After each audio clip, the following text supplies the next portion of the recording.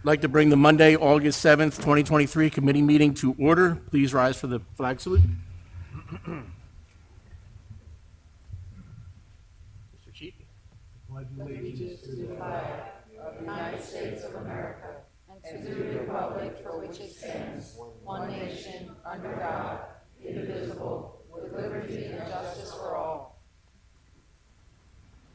Adequate notice of this meeting has been provided pursuant to the New Jersey Open Public Meetings Law by posting a notice of this meeting on the bulletin board in the municipal building, by faxing notice of this meeting to the Press of Atlantic City and Star Ledger on January 6, 2023, and by publication in the Press of Atlantic City and Star Ledger on January 9, 2023.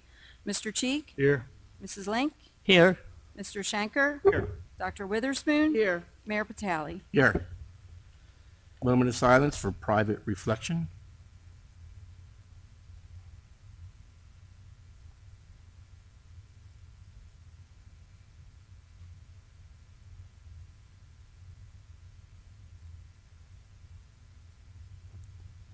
Thank you. Guest presentation, Cotton Mill Associates Redevelopment Project Update, Block 730, Lots 5.02 and 6, Block 732, Lot 66. Good evening, Mayor, members of council. Nick Talvaki on behalf of Cotton Mill Associates. With me tonight is the project principal, Hershey Weiss, our project architect, Shimon Greenbaum, and our project engineer, Mike Gallagher from Colliers. We're pleased to be here. It's been a long road.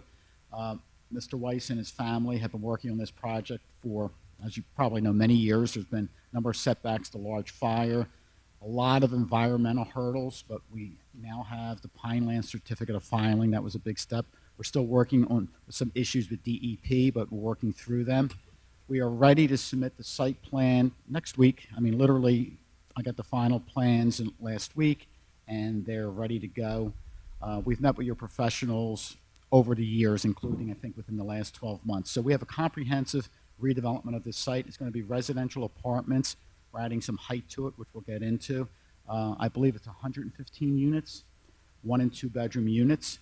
And there's going to be amenity space, which we'll talk about, beautifully landscaped site, trying to leave the architectural features to the extent possible. But there's going to be a basketball court, a half basketball court, 2 bocce ball courts, outdoor gas grill areas for the residents to be able to cook outside when the season permits. It's going to be a very nice first-class residential community, which we think will be a real benefit and something that the residents of Hamilton Township can be proud of.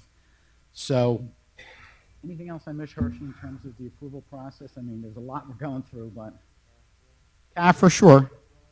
Yeah, well, I didn't want to. We're working with DEP, CAFR, Waterfront, Army Corps, county approval, but you know we're deep into those approval processes. There is separate counsel handling that.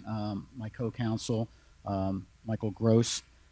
So there's a lot of work, a lot of other consultants we didn't bring tonight. When we come to the planning board hearing, we'll have the comprehensive list, including traffic consultant and all of those other people you would expect, the landscape architect. But for tonight, we're going to do, hopefully, it's just a high-level presentation, show you where we are, but there's been a lot of progress made, I'll say, in the last 2 years to get this project going. So with that, I'd like to present. Hershey, you want to go first, or Shimon? Okay, so this is Hershey Weiss. I know some of you know him. He's been working on this project for a while. Too long. I mean, for those of you who have kept Just up please with speak it, into the mic so that everybody can hear you. Thank you. So I'm glad to be where we are. It's been a lot of years with a lot of setbacks. First the fire, and then the economy, and then a lawsuit. So, and then at each point we had to go back and start the approvals from scratch, and it's a couple of years for each approval round. So we're here now. We finally have everything together. We found the right architect. As you could see from that photo, this is a view from across the lake.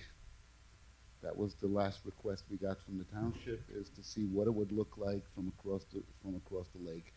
You got the 3 existing stories and 3 more stories added on for a total of, so the ground floor is going to be parking, and then we're reutilizing the existing 3 stories that are there and adding 3 stories for a total of 115 units, of which 10% are going to be affordable.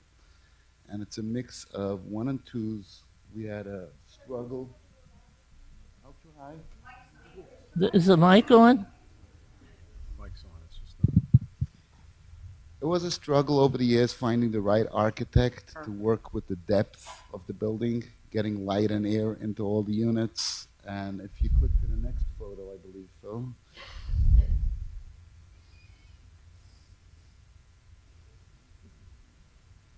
No, so that's what the building would look like from the outside.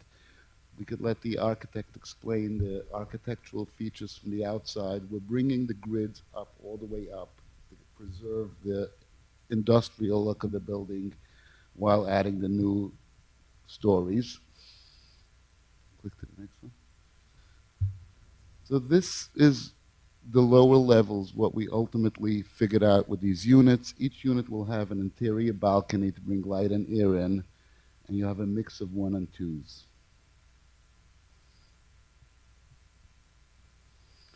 And this is the site plan, and I'm going to let the engineer explain all the features of the landscaping and site plan. Mike?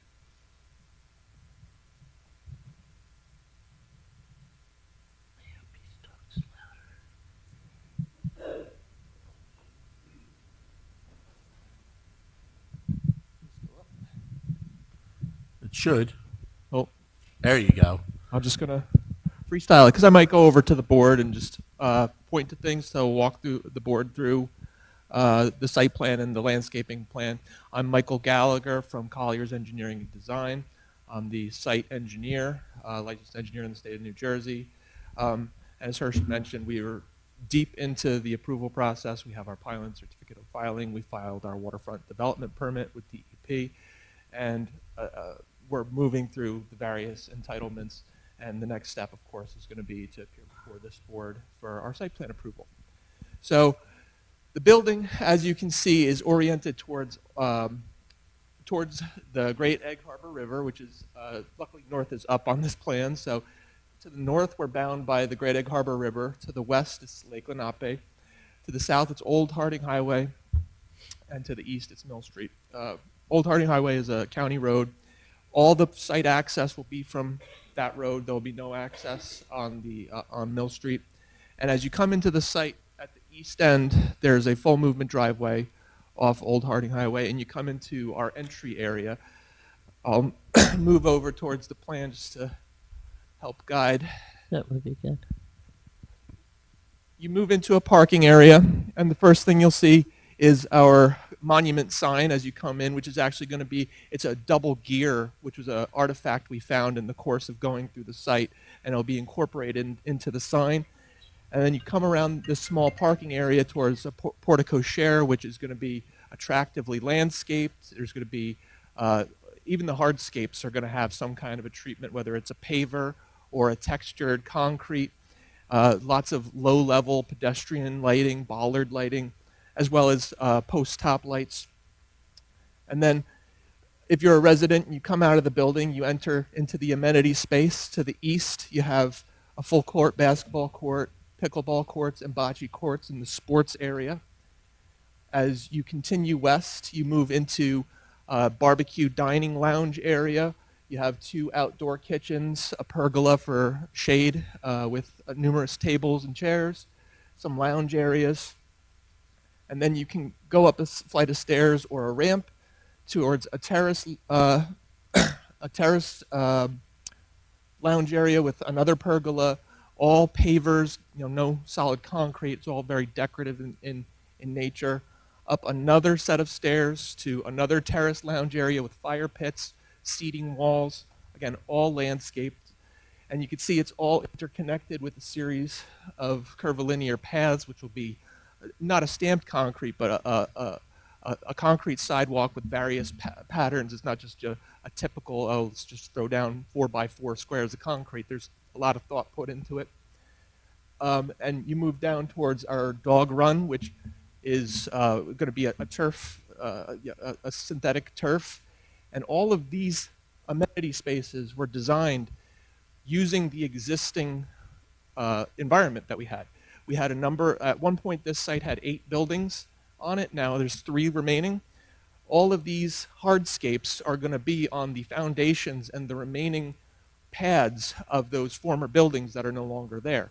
We're reusing all of the foundations that were in the ground to avoid mass excavations and some of the negative impacts that come along with that, including there's a very attractive historic brick wall along the north boundary of the dining area, which will be preserved and protected. And then there's additional access down towards the lake. We're repurposing one building for boat storage, and then a second building for another amenity space, such as a gym or something along those lines, and possibly along the west side, a restaurant. And then as you come back around towards the building again, you have a number of paths which are lined with bollard height lights to illuminate the paths, as well as shade trees and a variety of different turfs. You have basically some areas it's just lawn, and in other areas it's a meadow grass, which is allowed to grow a little higher, has natural flowers that come up through it. So it's very attractive, scenic area in a relatively small space. The site is 4.75 acres, but as you can see, a lot of it is already filled with other things. So we wanted to really beautify the landscaped areas. We also have across the street some additional parking just to provide more than enough parking for the residents. And as was mentioned, the ground floor is actually parking. There's 54 parking spaces on the ground floor of the building. And in addition to that, we have 2 public access points. First, along the river, we have a public access easement, which will be dedicated to the DEP, which will include a paved walkway, shade trees, and benches. The idea is to basically create a little fishing environment. And then along the lake, we have an access and a 12-foot wide multi-use path. Part of that path will serve as access for the maintenance of the dam and the spillway from Lake Lenape into the river, but it'll also provide another of enjoyment for the public as well as the residents of the community. The amenity space will all be enclosed. There's a decorative fence that outlines all the amenity spaces, but those 2 areas are intended specifically for the public. And with that, I think Shimon can go through what went into the building design.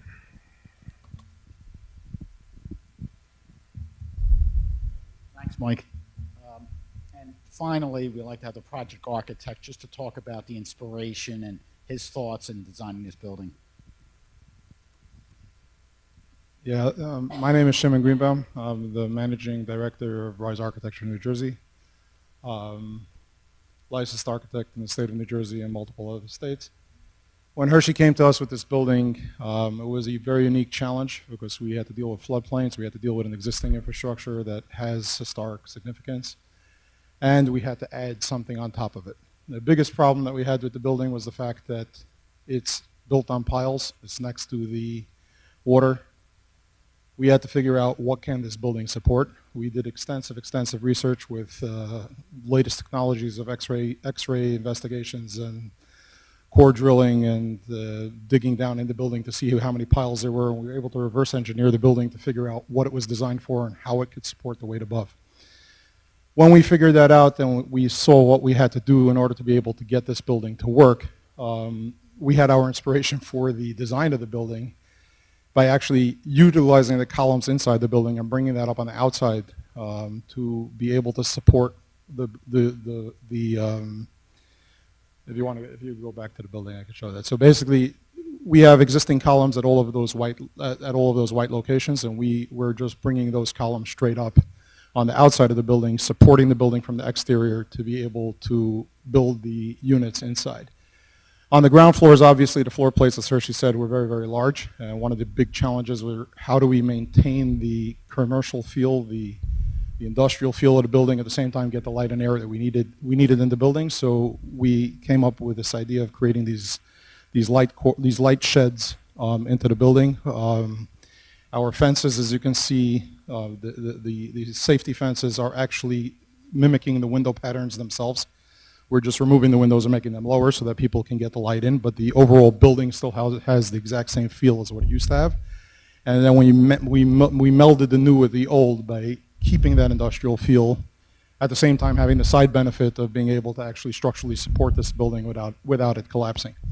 So it's been a very, very challenging building to get to work, both from the inhabitants inside at the same time as taking care and consideration as to the nature and the prominence that this building has had in this community since 1917. So it's I think that, I mean, Hershey attested that he enjoys our firm's work. So I think it's a testament to my entire team as to that we've been able to pull off a design that actually structurally will be sound and is sensitive to the overall fabric of the building itself.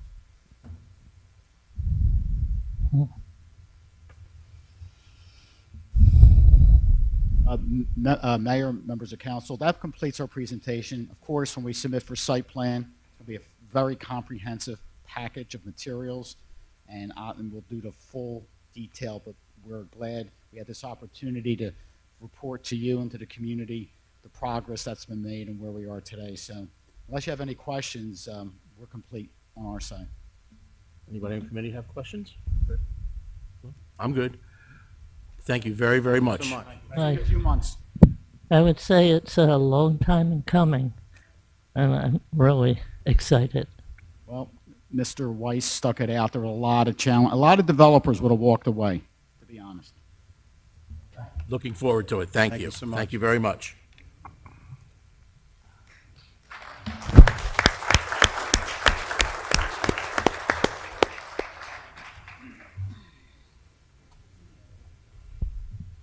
We have no addition or deletions, late agenda items to be considered, so we will move on to early public comment. Brett, do we have anybody signed up?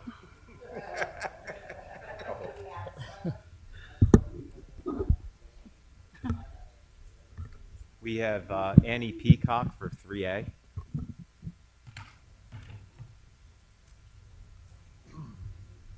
Hi, good evening, everyone. I'm Annie Peacock. I currently reside with my husband on Driftwood Lane.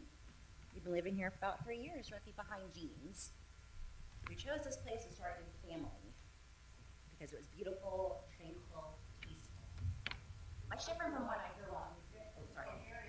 Much different from where I grew up in. I grew up in Center City, Allentown, Pennsylvania before moving here. It was drug-ridden, crime-ridden. Our home was broken into twice, once on Christmas.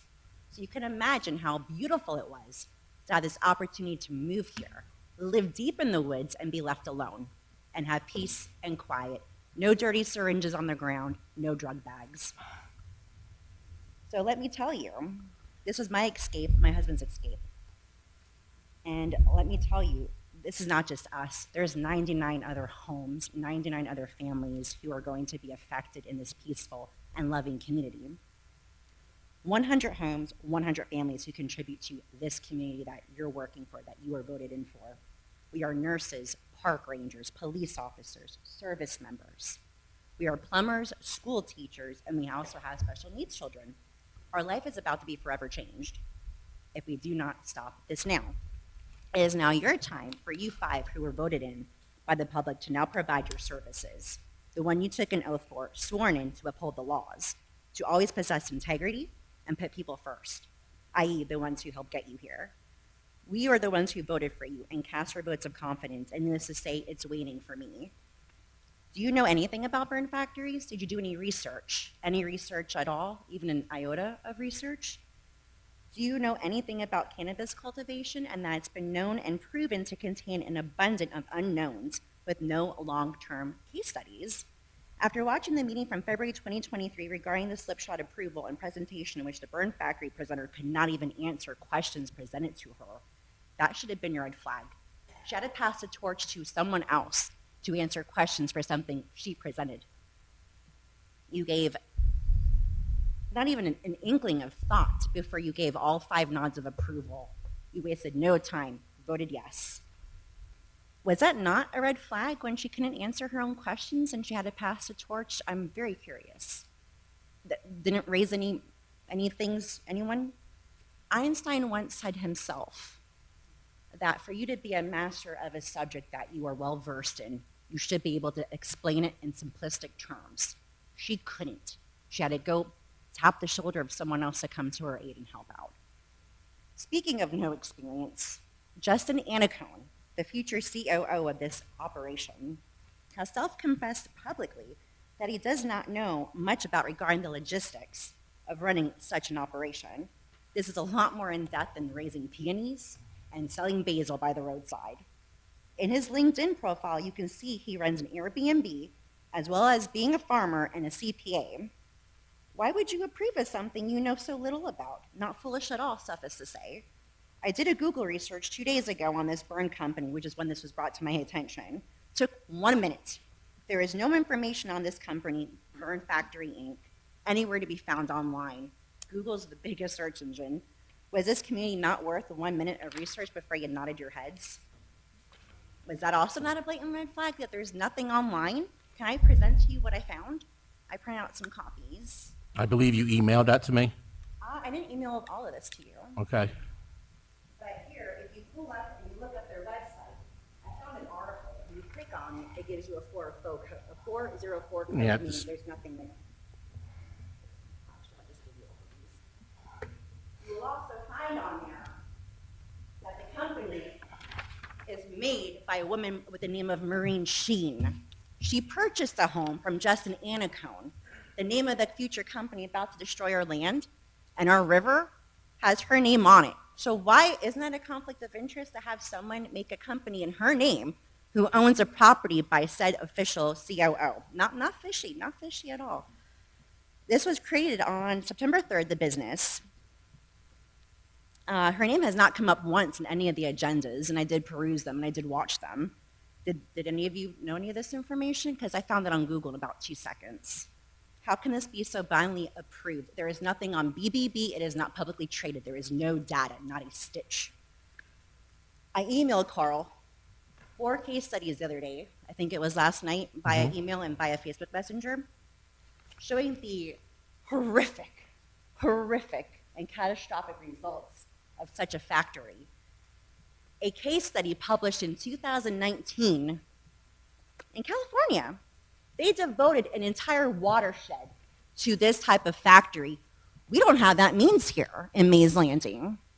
They devoted an entire watershed to this factory, this burn factory, this cannabis cultivation factory, and they ran that sucker dry. They ruined aquatic life. They ruined wildlife. The river, super bone dry. Just so you know, you have 20 seconds left. I got like 6 more pages.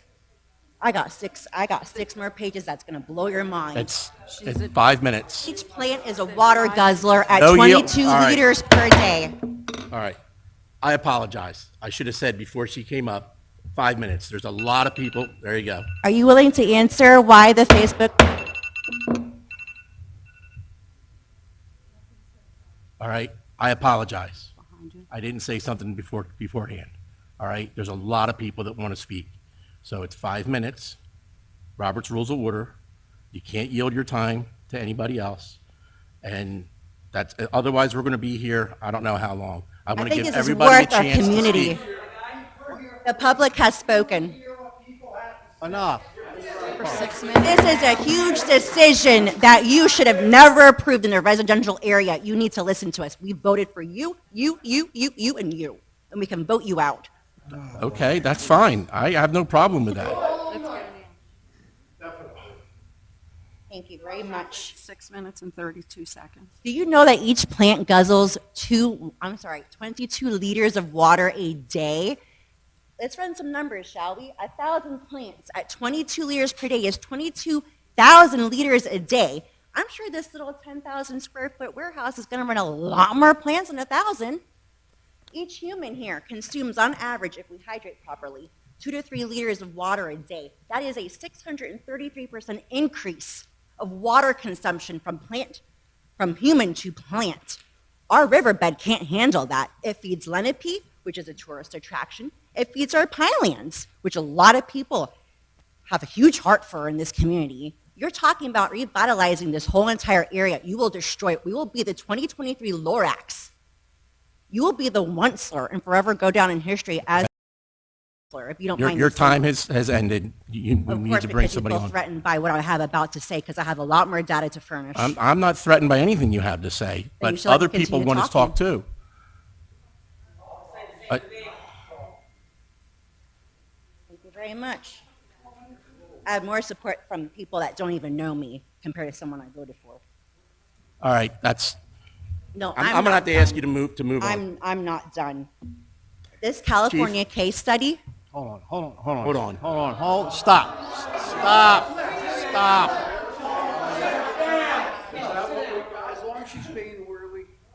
I will Okay. say orally, and I will read this verbatim. So how much time, how much more time? Bruce, you're not up. Bruce, everybody else, she's up Mr. here Mayor, right now. Mr. Mayor, can I say something, please? Do you mind if I say something? I don't mean to interrupt you. There's a process here. This is the kind of thing that makes, pardon me? Did I follow the process? Ma'am, can you please let me speak? Okay? Everybody's angry. Cannabis did not have to go under redevelopment. You understand that? It was put there by the people. I wasn't here at the time. It was put there by the people on this dais because of this reason right here, to be able to control it. Now, as we've explained in other meetings, there is a process for all this to happen.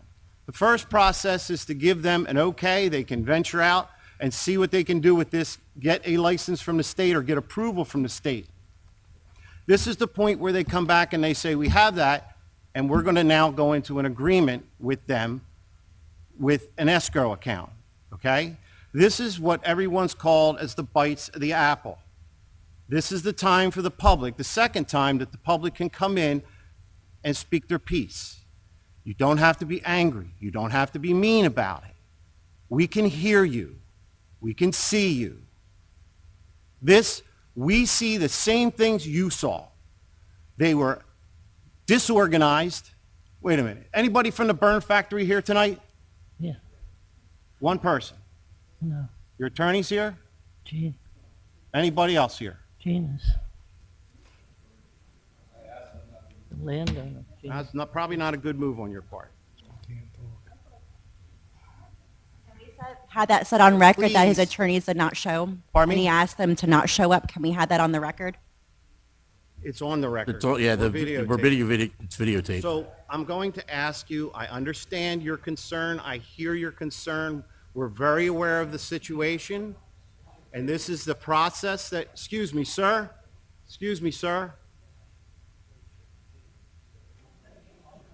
this is the process as it works. Sir, can you please? Just tell me to come outside. Okay.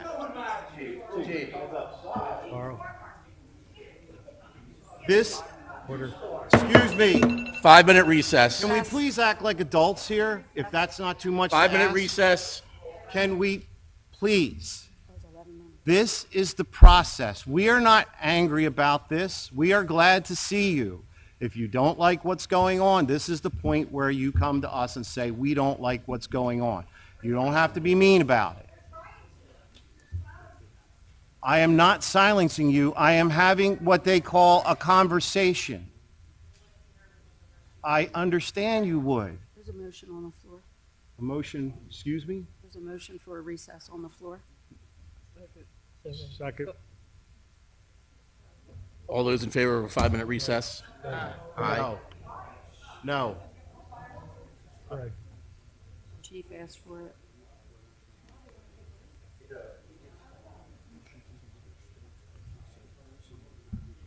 We can do that. I have a motion to go back into session. So moved. So moved. Second. I have a motion to second. All those in favor? Aye. All right, all I ask, Mrs. Peacock, is go ahead and take your time, and then anybody else who wants to speak All we ask is don't rehash what she had already brought up, just trying to move things along. That's all that we ask. Thank you. I Okay. appreciate that very, very much. Thank you. All right, so let's see here. Back to my 2019 case study from a plant that did this in California. They devoted an entire watershed to one cultivation factory because it drains at horrifically alarming rates, such that aquatic life cannot be sustained. Each plant is a water guzzler, as I previously mentioned, at 22 liters of water per day.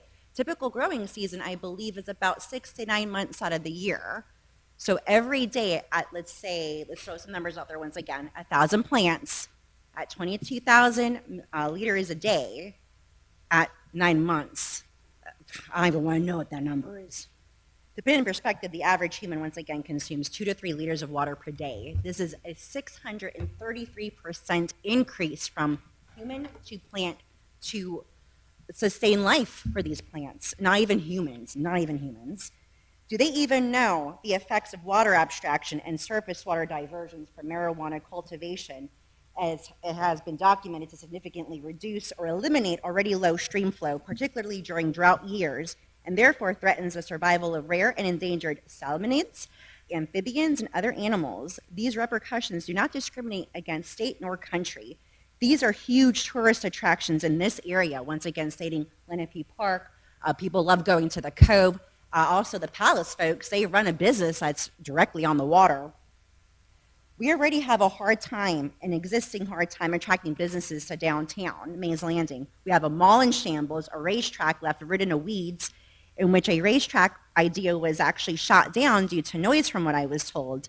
At best, there would be 1 or 2 races a season, so 4 days from 365 days, which could greatly bolster our community. You ought to make the Wheaton, I like what their plan was earlier. It was actually quite beautiful. But if you weren't to go that route, make it a parking lot so businesses downtown can actually have parking and people can safely cross the street and put more money, pump more money into our economy. Prior to, let's see here, all this research I presented to you was under 5 minutes of sleuthing time on Google. I found 4 peer-reviewed cases published in the last prior 5 years. Anyone knows from an academic background knows that most case studies need to have relevance, I would say, within being published within 5 years. So I found these cases that were from 2 years ago, 3 years ago, and within 5 years.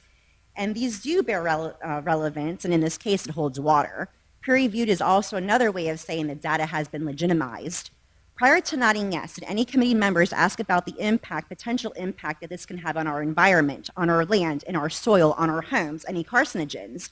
Has anyone learned anything from the community affected by the carcinogens emitted by the Teflon plants? It ruined thousands of lives and was tied up in court for years, finally resulting in a class action lawsuit that surpassed the $671 million mark.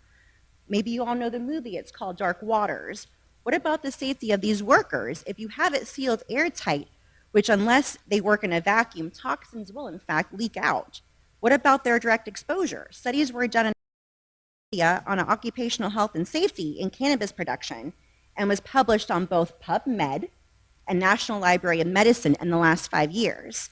This furnished physical hazards encountered by workers, which may include biomechanical hazards, electrical, mobile, and fixed machinery, working at heights, confined space, thermal stress, lighting, and noise. There can be contamination of personal clothing from biological and chemical contamination, which can then be brought and transferred into their homes, to their families, to their small babies. Consideration of the allergic and respiratory health impacts associated with exposure of cannabis-based aerosols and plant exposures need further characterization and study to ensure there are no potential long-term health effects occurring for workers in this new emerging industry. In the interim, it is recommended that exposure to cannabis-based aerosols and medicinal operations be kept as low as reasonably possible because the long-term health consequences are unknown. Much of this equipment contains customized electrical work prone to spot fires and equipment blockages, placing workers at risk at physical injuries, as well as exposure to noise, vibration, biomechanical, ergonomic hazards. The carrying of firefighting equipment is absolutely essential to put out spot fires as they occur, as the safety procedures are the clearing of equipment blockages. Should they use silo storage for hemp seeds This could also present OHS risks associated in proper management, including silo gas, confined spaces, bioaerosols, entrapment, and engulfment. What will be done to protect these workers? We only have an already heavily strained volunteer firefighter here and limited resources. Will the Burn Factory Inc. be making any deals with their volunteer firefighters, perhaps pumping some funds into them to help them because they're going to be needed? Do you know any of this information? How do you plan to combat VOCs? Did you research these?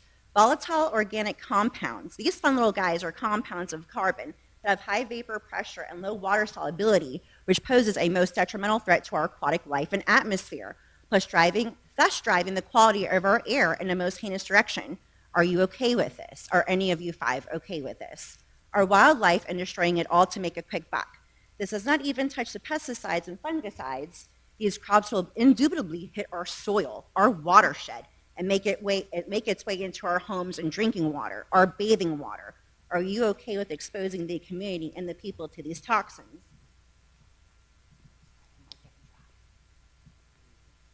Many years ago, in Time magazine, I once read that the dust in our homes that we use our pledge polish on actually contains a remnants of volcanic ash.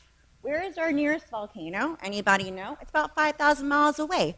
So if you want to tell me none of this is going to get into our atmosphere and make its ways into our homes, that's a bunch of baloney. If we can get volcanic ash in our homes 5,000 miles away, if we can have the impacts of the Canadian fires make their way down here, completely make our skies hazy to where the sun looked like it was pink, yes, it will go 500 yards over to the people living here. Yes, it will go 30 yards across the street. Yes, it will go directly behind them. Yes, it will make itself into our wildlife and our streams. Anyone familiar with the Roundup commercials? We could be there one day. Have you lived in Mays Landing? Have you lived close to this place? You may be entitled to compensation. That's going to happen. How do you plan to operate safely and protect local residents and preventing contaminants getting into our soil and well water when you have no experience running this type of plant?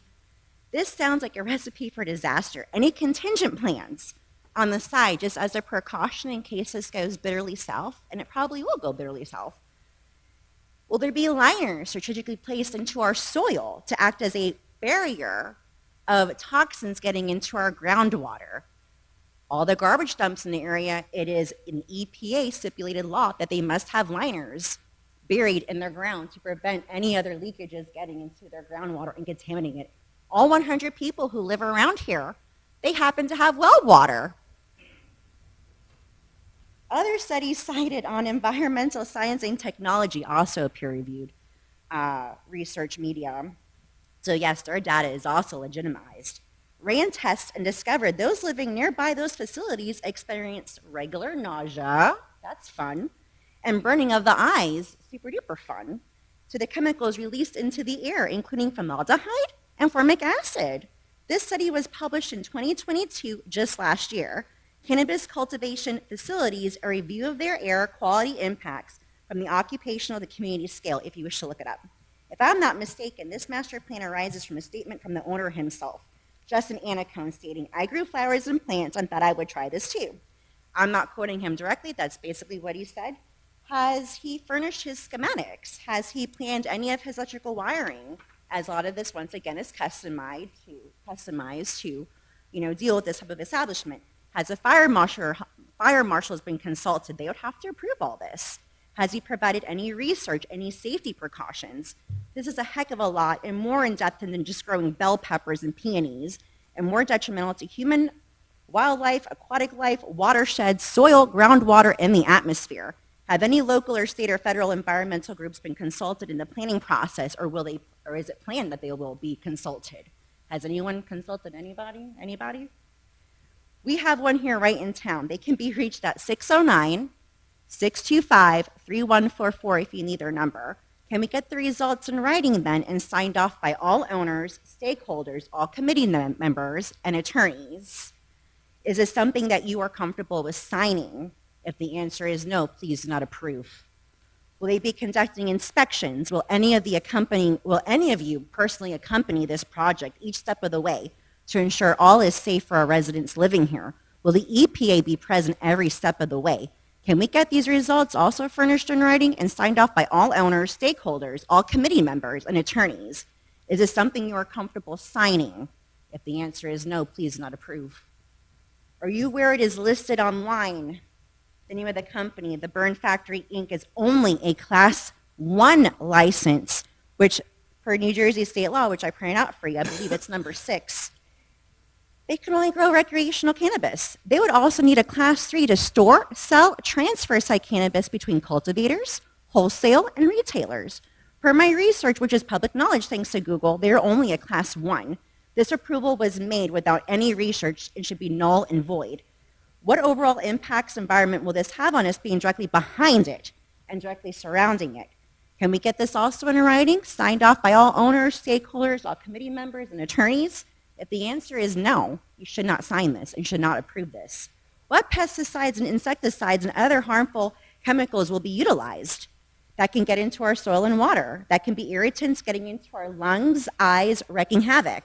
The water from our wells in which we consume and bathe in, can we get which chemicals will be used and the potential effects to the community in writing and signed by all owners, committee members, all 5 of you, attorneys, stakeholders, and the Anacones? Are they comfortable signing this? Are you comfortable signing off on this? If the answer is no, you shouldn't approve this.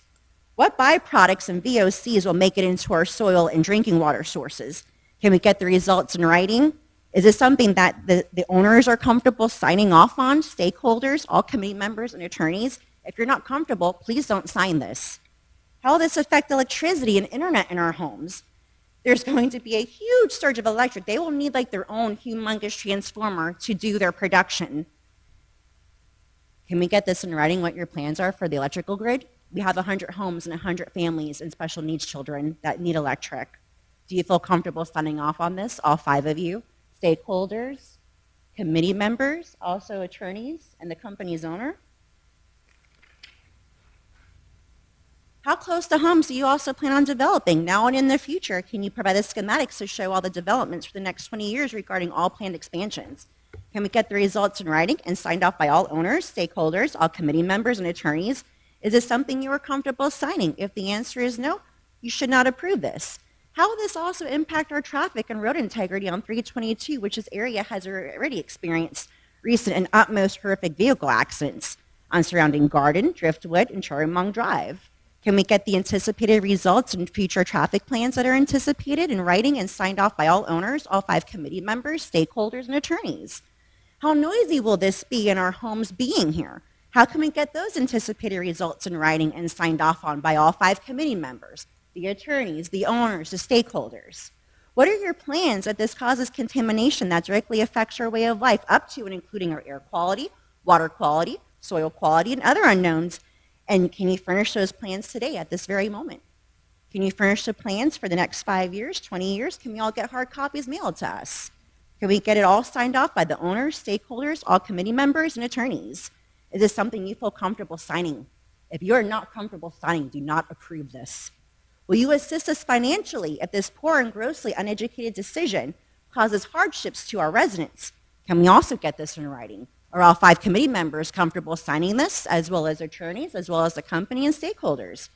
Can you provide in writing to all township residents that this poses absolutely no environmental effects to us? No pollutants will get into our soils, our well water, that there's going to be absolutely no short-term or long-term effects to this decision. Can we get that in writing? Will all 5 of you be comfortable signing off on that? Will the stakeholders be comfortable signing off on that? Will the attorneys be comfortable signing off on that? What about parking? Will it overflow into our neighborhoods, line our streets? Our roads are already in bad condition on both Driftwood and Garden. I cannot fathom what the trucks will cause with the impending warehouse. Can we get these answers also written and signed off by all 5 of you, stakeholders and attorneys? Is this something you would actually love to have in your backyard as you're having a family barbecue and there's a big 10, 12-foot fence with barbed wire on it and you're smelling pot all day while you're cooking your chicken wings with your family and playing cornhole with your kids? Is this something you feel comfortable with? Would you sign off on this? Would you want this in your backyard? When this fails, and it is the 5 of you who approve this, are you prepared for possible numerous lawsuits against our township, county, and state? Are you prepared to forever have your names etched permanently in township history by allowing these potential atrocities to 100 families for this beautiful land to occur? And can we get that also in writing by all 5 of you confidently, at 100% confidence that nothing bad will happen? You all need to walk our neighborhood, our beautiful neighborhood where we all live and reside, where we get back to the community on a daily basis, our beautiful homes.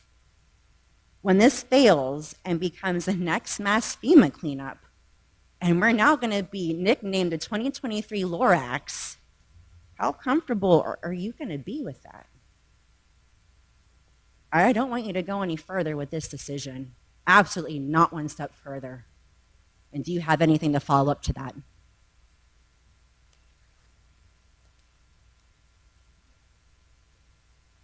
Anybody?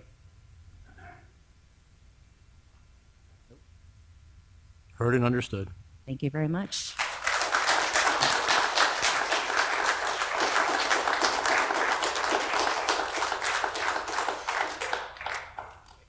Aileen Dix, 3C. Let's everybody just take a deep breath and pause, and we will, is it all right, Judy, on the mic? Let's just take a deep breath. Not a moment of silence, please. The reason I am here is because I had the impression from prior actions that there were 6 classes of licenses for cannabis, and we were going to have 4 in each category. That would be 24, simple arithmetic. Then I found out the number is 80. So from yesterday and most of today, I have researched your records, which are right on this clipboard. I'm going to just hit you quickly, as you know I do, with the numbers on the list, but there is 2 sentences I'm going to read off one set of minutes. Number 1, COVID lockdown, March 17, 2020, no public meetings, call in on the phone. That 347 area code is White Plains, New York. My battery wouldn't last long enough on the phone, so I didn't try it. Number 2, November 2020, recreational cannabis approved by our state's voters. Number 3, the state approves the regs, and I think that was February, giving each town until August 21 to opt out or do nothing, and that means you've opted in. Number 4, no record is found asking for township residents' opinions as other towns did, like Northfield, like Summers Point, etc. And you can see Summers Point's logo on the top of this I printed today. This is their most recent survey dated March 28th of 22. We had nothing. I think that is where, let's see, I was on number 4, go to number 5. No record found, I just said that. All the way from December of 2020 to July 6th of 2021, there was no public discussion by 3 of you who were there then, you all 5 were not here in 2021, to discuss the concept of cannabis and what was acceptable in our community. On July 6th, there appears to be on your agenda now an ordinance for introduction. July 6, 2021. Mayor Kane stated that much time and effort was put into this ordinance, and we now have a final product which protects the township and will be satisfactory to the public, period. Redevelopment Council Emily Givens stated that there was a collective effort in choosing an approach, etc.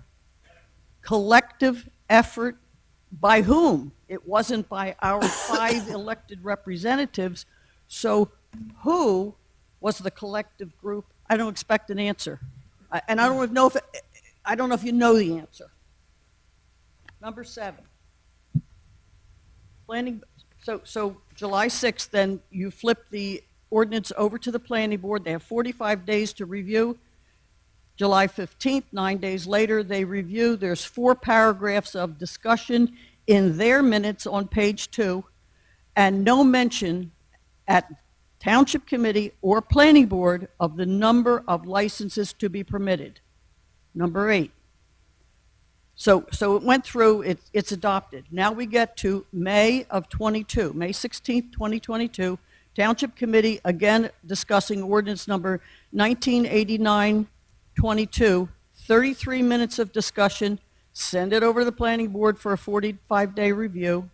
3 days later, on the 19th of May, the ordinance that is being reviewed limits the type of licenses in certain zones.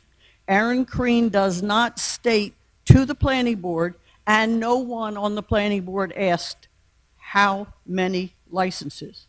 The final item on number 10 is simply the then Pinelands reviews these ordinances and sends it back. If they want something corrected, that's the follow-up ordinance number 2023-2022 was correcting to comply with the Pinelands demands. I'm asking you tonight, reconsider how many licenses are you going to allow in this town? We don't need 80 different opportunities across design commercial, highway commercial, forest, agriculture, and the industrial business park. We don't need 80 of them. So please come back at another meeting with a full-blown discussion, not tonight, full-blown. What is appropriate? What do you think these people want? I don't want any, but it's here and it was approved by the state, so we're stuck. But we don't need 80, and I don't even know if we need 24. But the people who are already in process, like up at the Pinelands, and I can name 3, I won't name them, but there's 3 I've been watching that are at the Pinelands for approvals. So you can't pull the rug out under them at this point. But let's do something about this. 80 is too many. Thank you. Thank you.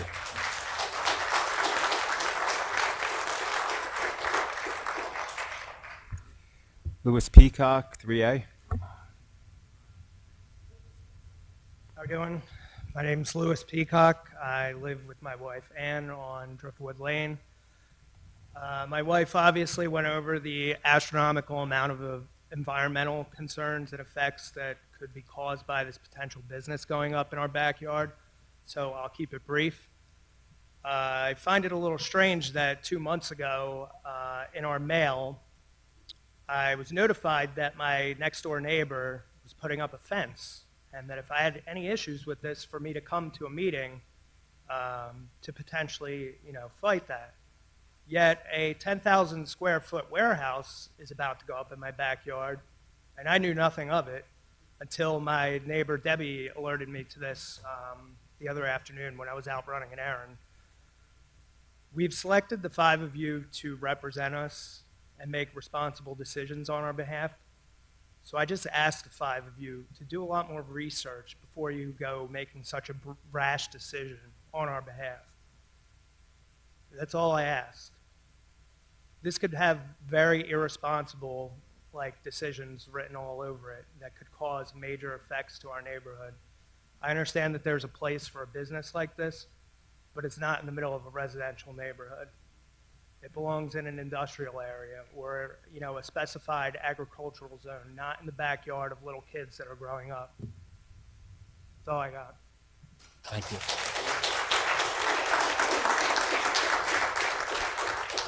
Amy Winterbottom, 3A.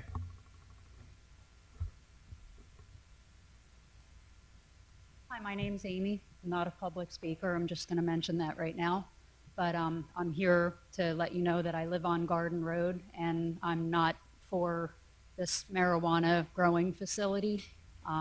We have young kids. We have 3 of them between the 2 of us, and God only knows what kind of health issues will arise from that. I've had cancer twice.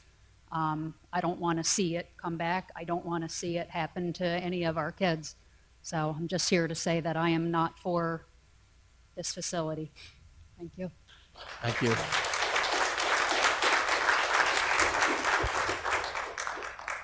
John Hogan, 3A.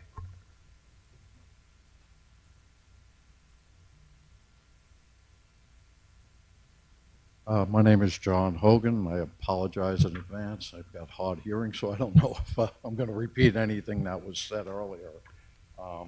but I'd like to bring up a couple of things that I'm not against people smoking pot. I mean, that's legal. People can do what they want to do. That's their business. And I'm not against somebody making a buck.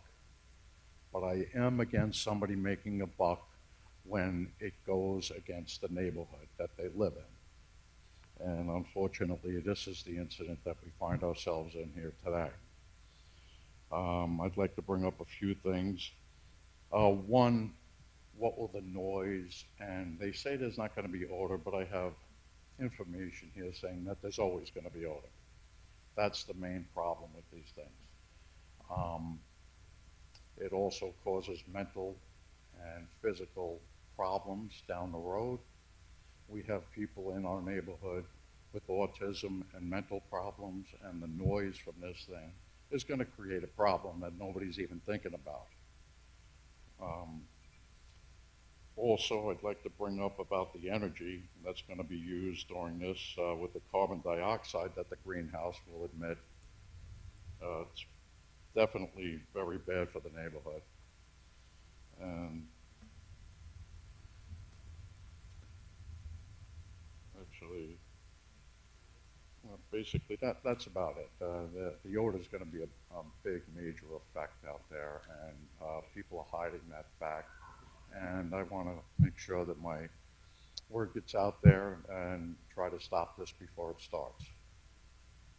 Thank you.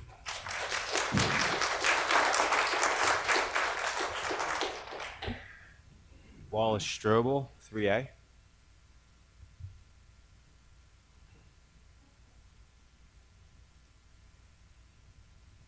Good evening. My name is Wallace Strobel. I've been a resident of that neighborhood for 33 years.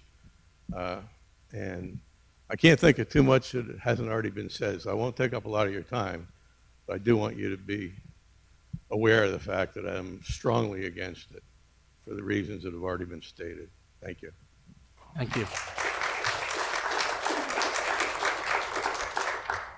Rick Wedby, 3A.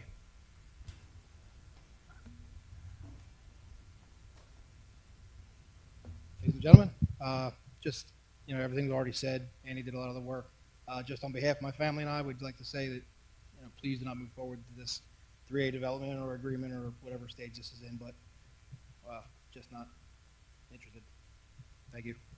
Thank you. Rob Beasley, 3A. Good evening. My name is Rob Beasley. I've been a resident of Garden Road for over 20 years now. So a lot of the neighbors here have been here way longer than I have, and we've gotten to know them and raised my 3 children here. And, we're on the verge of empty nesters. And, my wife and I enjoy seeing all the wildlife coming behind our house and everything. So, please don't do this. Don't do this to us. Thank you. Thank you. Allison Hester, 3A.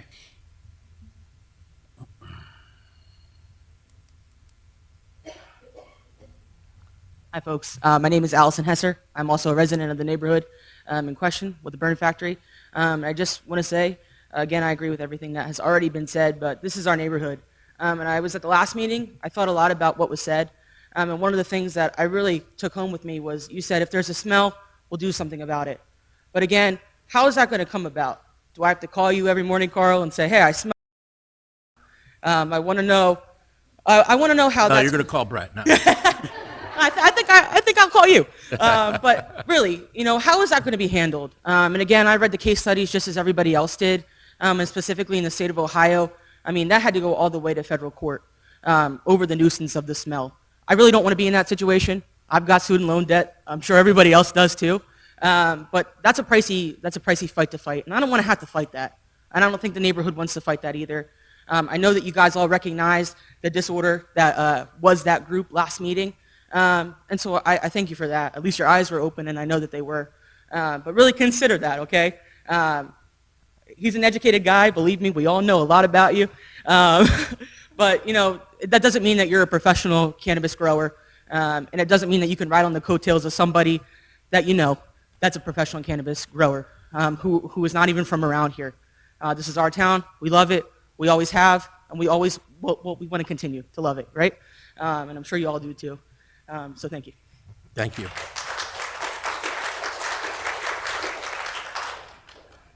Winnie Ziegler, 3A. What's the first name, Brett? Winnie. Thank you.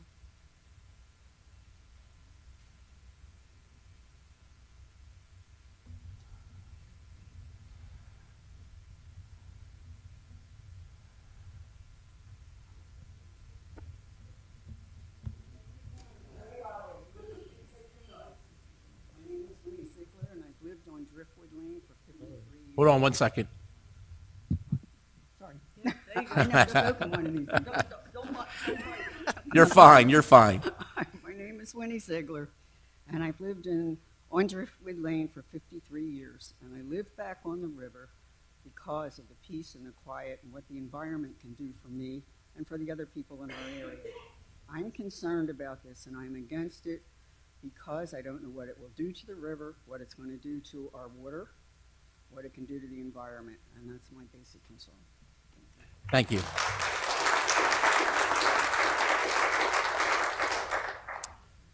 Debbie Kraus, 3A.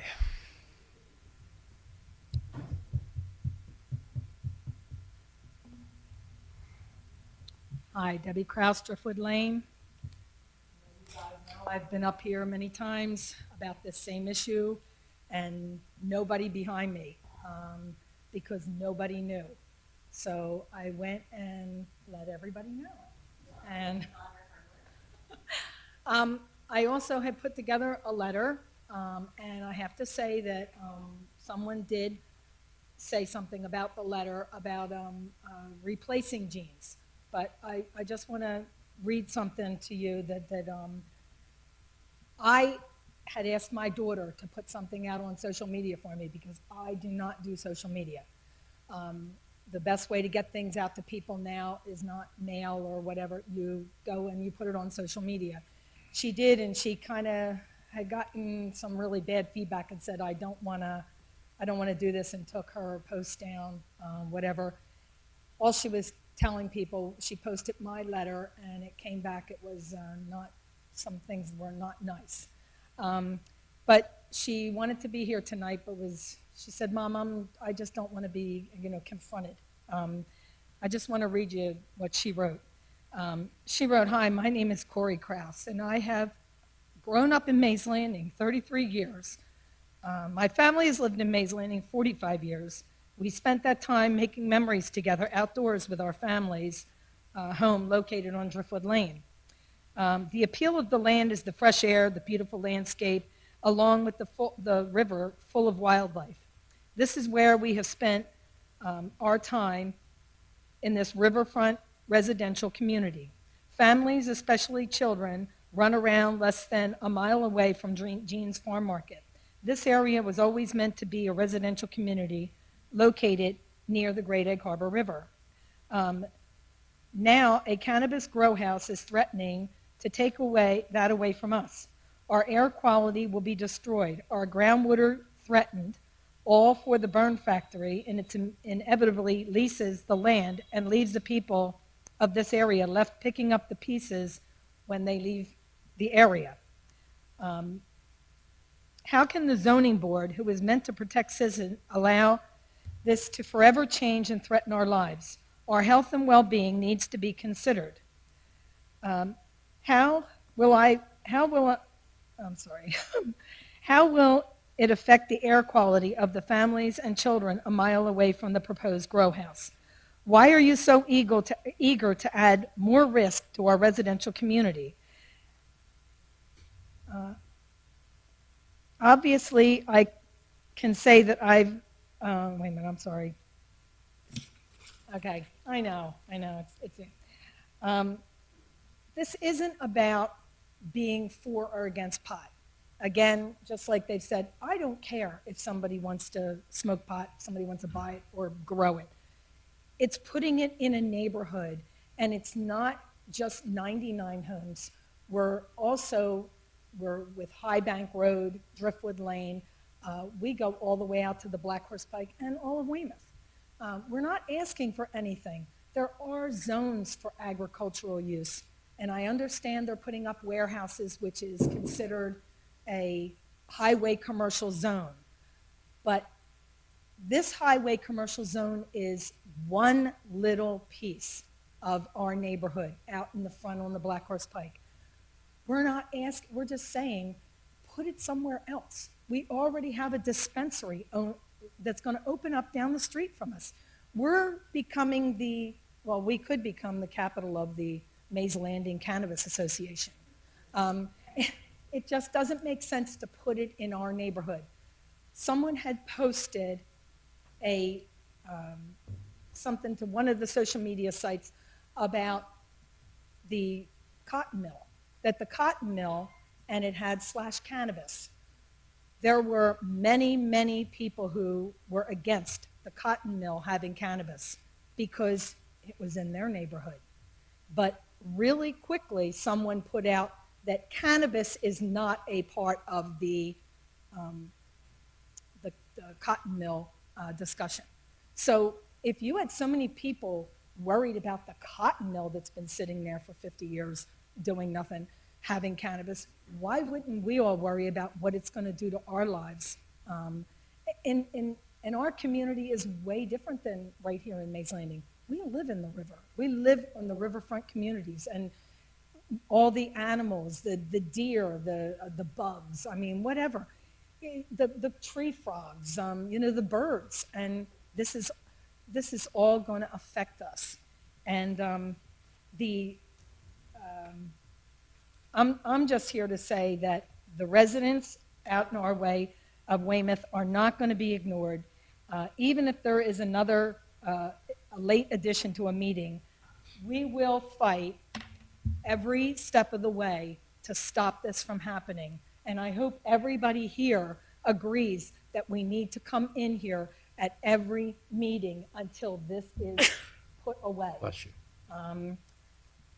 The other issue that I have, I don't know how many of you have been up to Jean's Farm Market, okay, which is the 13 acres of highway commercial, not 18. It is 13 acres of highway commercial. Has anybody been up there lately, and can you tell me what is up there? Does anybody know what's on that property? Okay, let me tell you. There, according to the website for the state, there is one SS listed on the property website. That means one steel structure, okay? There are 3 or 4 different structures on that property. There is also a home on that property. There is also a pool company that is selling pools on that company. Chief. Oh, God. Come here, please.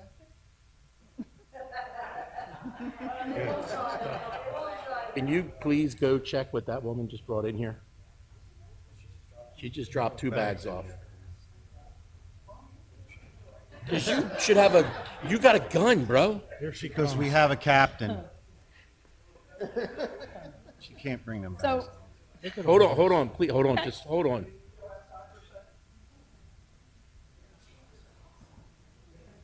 She moving in? I don't know. She can't bring all the bags in here. Is it a full moon? I'm sorry, when somebody brings a bag in and then I didn't even leaves, see that. I kind of, okay. So again, this is one highway commercial property with right now 3 different uses on it. And I don't know how that ever happened, because normally you have a highway commercial piece of property with 1 use. There are 3. And you are now going to allow 4, 5, and 6 if there's more than 1 warehouse, which in the original meeting, they were saying that would be our first phase. How many structures can you put on a property owned by different people on one highway commercial piece of property? Does anybody know? No? I'm asking. I just want to know, do you realize that if Jean's Farm Market stays there, and they do the cannabis warehouses, and they have the house sitting there, and they have the pool company sitting there. How many can you have on one piece of property that's highway commercial? Nobody? Okay. I'm not Please. about to speculate on somebody's piece of property. Okay. I mean, I've been out there. It's a farm market. I was out there last week. Did you see the house? Did you see the pool? I saw the pool. Did you see the house? Can't miss the house. The house is right there behind the farm market, like right there. Okay. Right there. Been there for as long as I can remember. And you've never seen the house. No, I've seen the house, and I'm saying it's been there for as long as I can remember. That's what I'm saying. I mean, I'm not going to sit here and not answer that question. Right. So But I'm not going to, I don't come back to and go into my office and go, I better check and see if Gene's allowed to have a house there.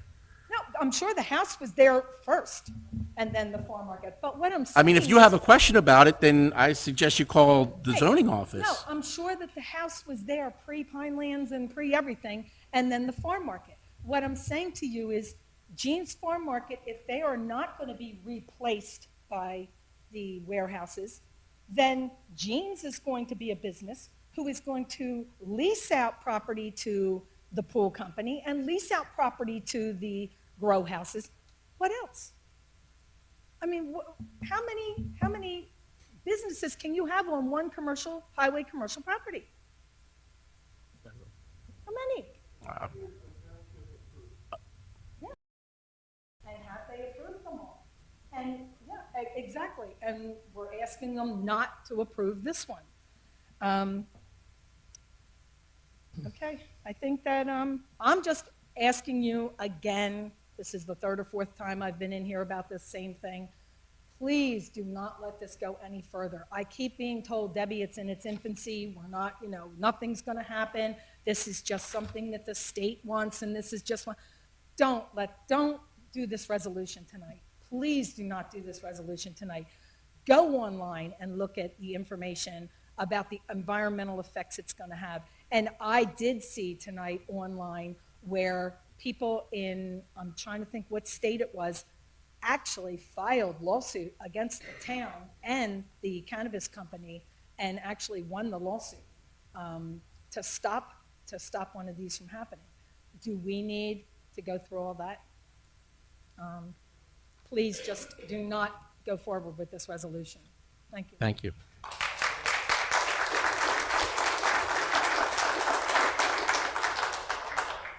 Bruce Stry, 3A and 3C.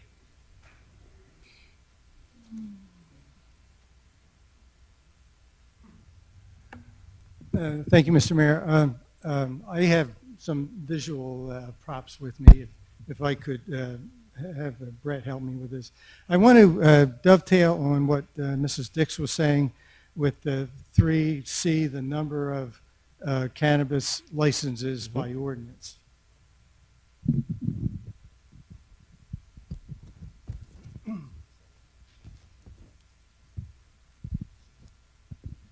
This is a zoning map of Hamilton Township. And if I could show that, could we go over here so the public could take a look at this too, please? This is a presentation. Mrs. Dix mentioned that there were a total of 81 licenses. I mean, I'm not going to have my administrator stand there and hold your stuff up. Someone else. There's usually an either. Oh, Brett's a friend of mine. He doesn't mind.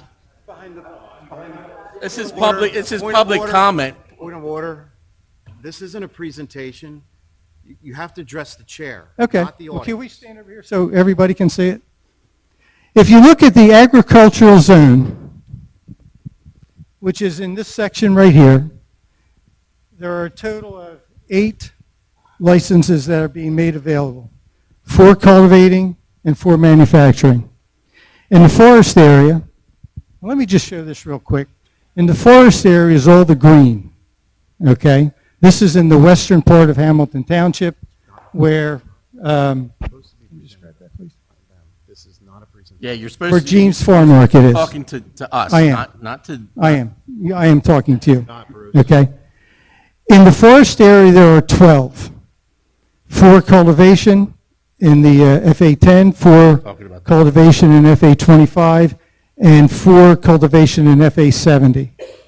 In the industrial park, which is just down the, I hope you all know where the industrial park is, near the post office, there's a total of 24 licenses being made available, 4 in each class. Class 1, 4 cultivation, Class 2 manufacturing, 4 manufacturing, 4 wholesalers, 4 distributors, 4 retailers, and 4 delivery. In design commercial, which essentially is from, there's along 322, there's 3 design commercial. Jean's Farm Market is one of them. And from Mays Landing through the mall, there are 16 design commercial locations and 16 highway commercial. And if you look at the map as a whole, probably there are licenses available probably in 90% of the entire township. So it's not just the Jean's Farm Market, is everywhere in Weymouth, Bears Head, around the Mispa area, and especially through the Industrial Commission. So the question is, do we need 80? No. So hopefully this issue is brought back to take a complete look at the number of licenses available, especially with everybody in the town. You're going to be close to one of these licenses that will be available. Very close to residential areas. A 20-acre plot was just purchased in the industrial park, which is just across the street from Chancellor's Place in Mays Landing Village. And this is even a more condensed area than the area we're talking about tonight. So I think a complete overhaul and a look at the licenses available will be considered. Thank you.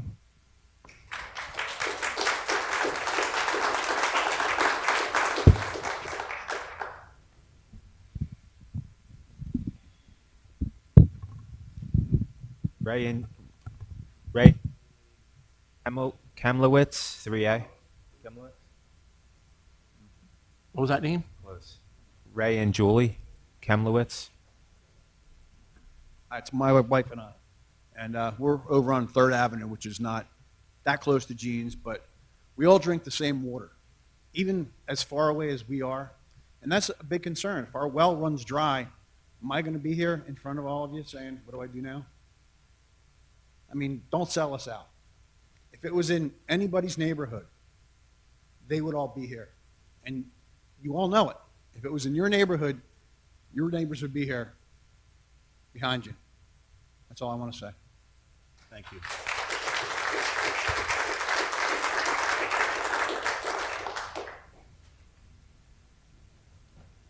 Heather Boone, 3A.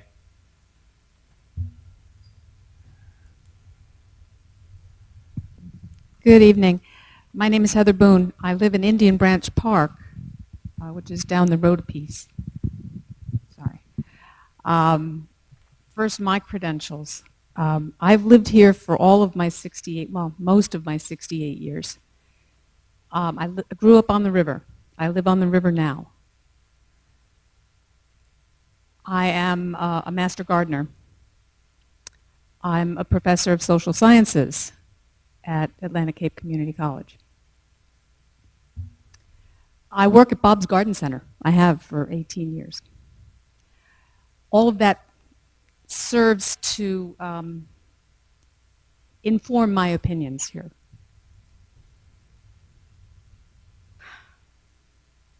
As a neighbor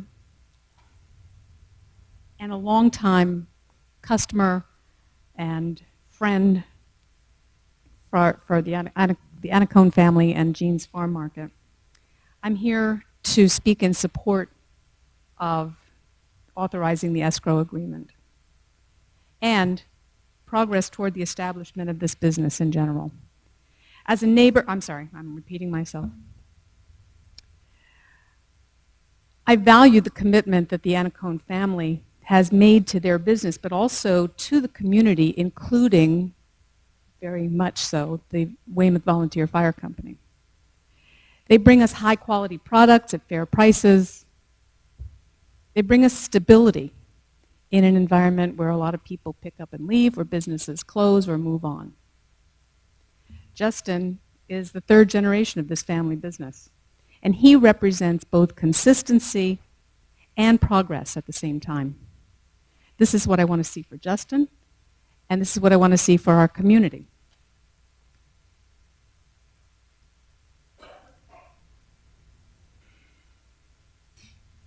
The opposition to this whole project, as it turns out, those people who have spoken in opposition to it have presented numerous, what I think of as veiled concerns about the burn factory. What's more likely is that there is lingering stigma and misinformation about cannabis or long-held anti-marijuana mores and laws. The objections voiced by some of my fellow citizens tonight, I believe, are based in maybe even unconsciously held beliefs. It takes time for a population to adjust to evolving social norms. But research and current practices overwhelmingly support a positive regard for the controlled, regulated production, sale, and use of many cannabis products. I'd like to correct some of the misinformation and offer perhaps a rebuttal to some of the ideas that have been presented so far. I've been taking notes furiously. That have been presented as objections. And these come in no particular order because I've been running out of space on my paper. One of the gentlemen talked about CO2. CO2 is absorbed by plants. It's not exhaled. CO2 is taken in. What they produce for us is oxygen, which would be good if this were an outdoor facility, but it's an indoor facility, and so that really has no bearing on those of us walking around outside of the facility. I wonder if people have any idea. There have been a lot of concerns about water usage. This facility will not be drawing water from the river. It'll be drawing groundwater, and I know that there is not an inexhaustible supply of groundwater. I also have a well. But it is not a matter of drawing from the river and depleting the water in the river. That's just not going to be happening, as far as I know. I don't have a crystal ball. But I wonder if people have any idea how much water is used to grow beef for those hamburgers you're cooking in your backyard. It's one of the most water-intensive industries out there, and yet I don't hear anybody talking about we should stamp out hamburgers. It's just a lack of knowledge. Yes, let me just continue here. All of the concerns for workplace dangers that were enumerated apply to any agricultural operation, any, whether it's indoors or outdoors. Agribusinesses use chemicals. They use fertilizers. If you don't want to eat corn, that's fine. Then we'll stop growing corn. But we live in an agricultural area, and whenever you're driving down the road in Salem County, you're driving past acres and thousands of acres of farms that use chemical pesticides and fertilizers. They are in the wind as it's blowing across the road. That wind is blowing into your car. This is a reality that we live with. It's not that I wouldn't love for all of us to be organic gardeners, but we're not, particularly in the business. The application of these chemicals is done by licensed people who have had to learn how to use them properly. You cited somebody cited the Roundup concern, and of course, you know, that was something that was put out there and made to sound as if Roundup itself is a bad thing. It is not. It gave people who applied it incorrectly cancer, right? But if it's used properly, it's no more dangerous than any other product that you might use in your home, any other cleaning product or any other kind of insecticide, not to mention the fertilizers and insecticides and other chemicals that people use on their lawns.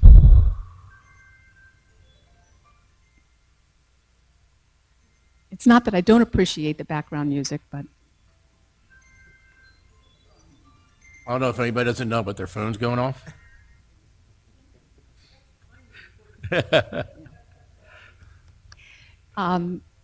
What is far more dangerous are people's lawns in your yard. You're applying chemicals to your lawns. You're fertilizing them.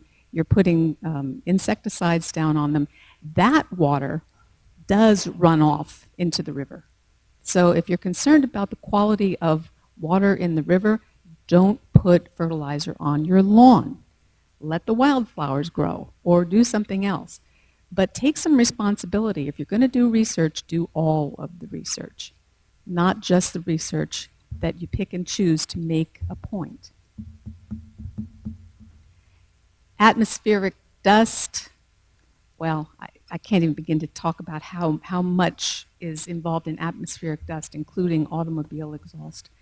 The neighborhood that we keep, I kept hearing references to a residential neighborhood, and of course, Jean's Farm Market is not in a residential neighborhood. I think that's since been corrected, but it is a commercial establishment there. It's not in a residential neighborhood. It abuts a residential area, but it is not itself one.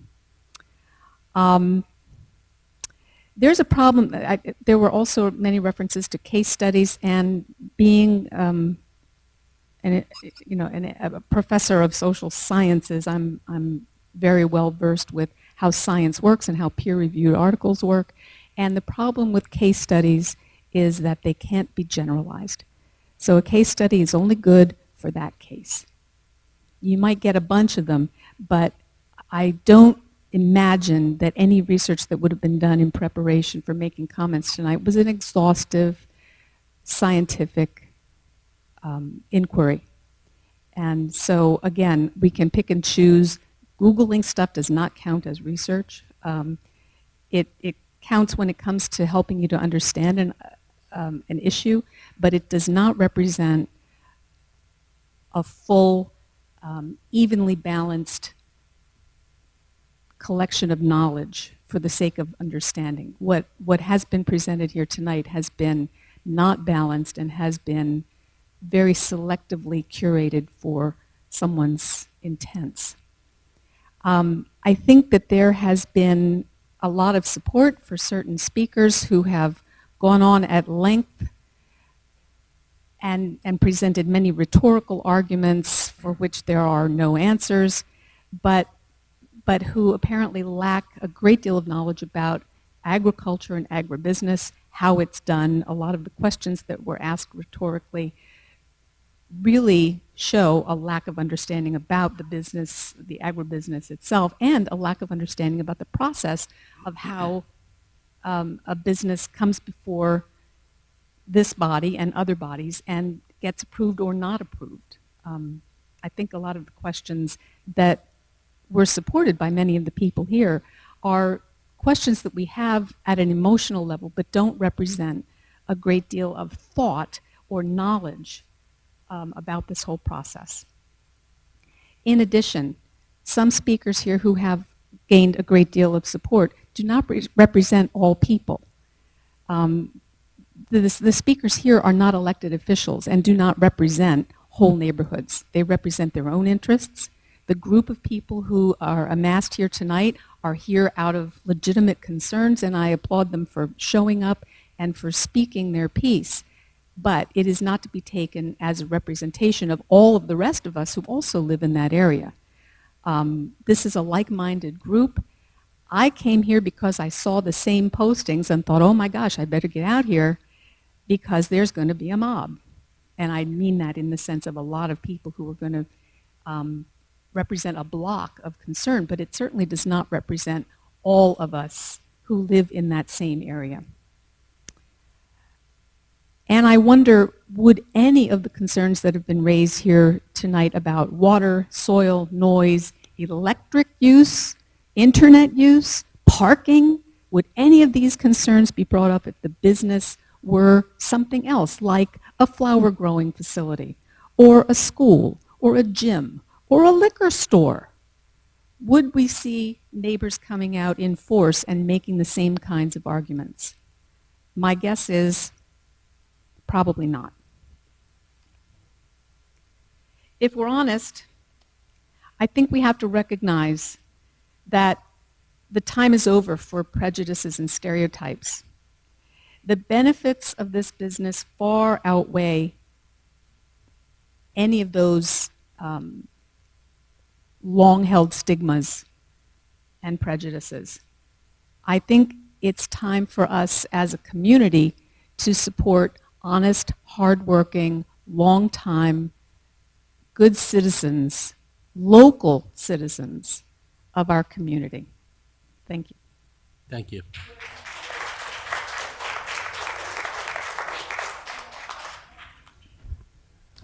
Roland Kraus, 3A.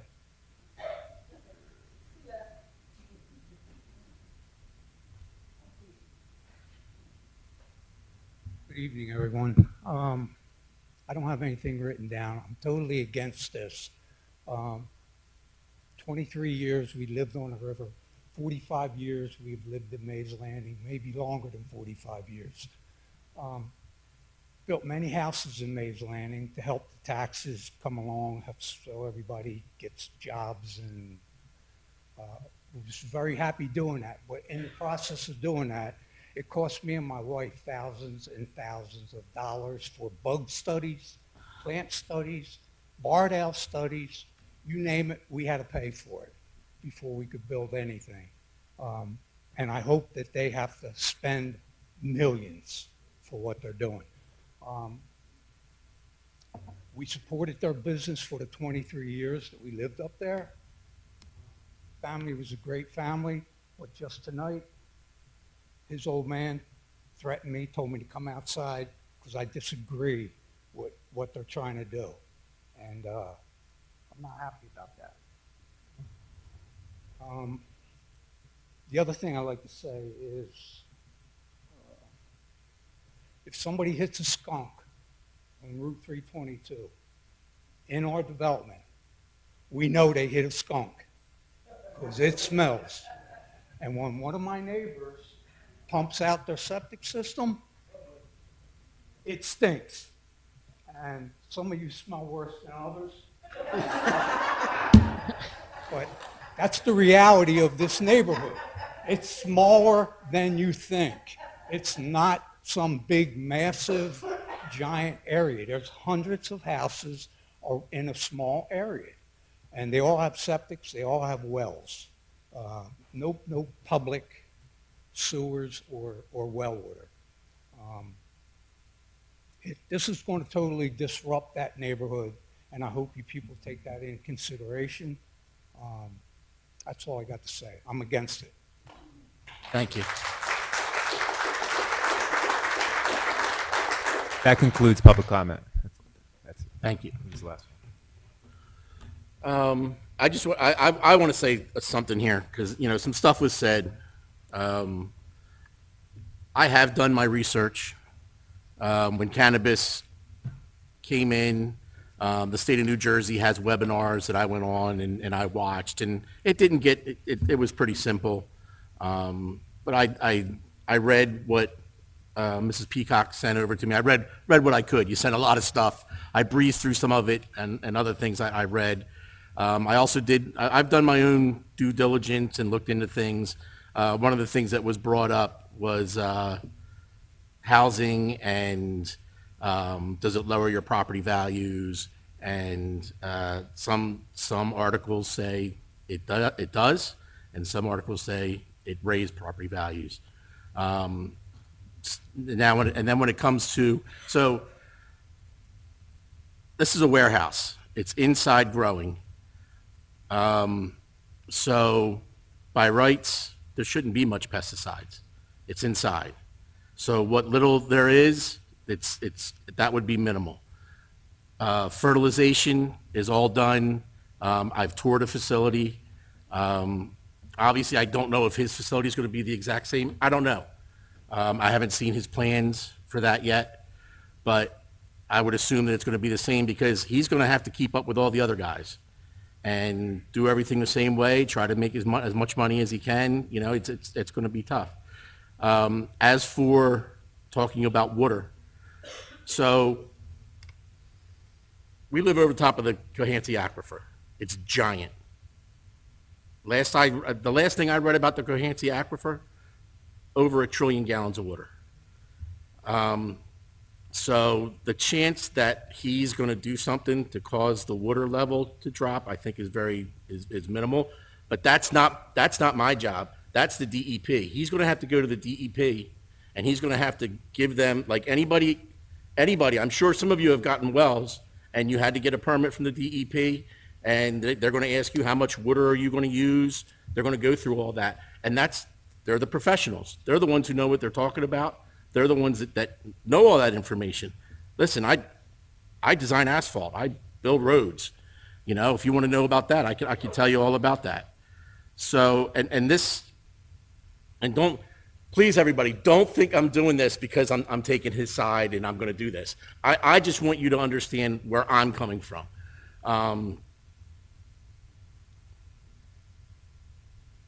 This is the first step.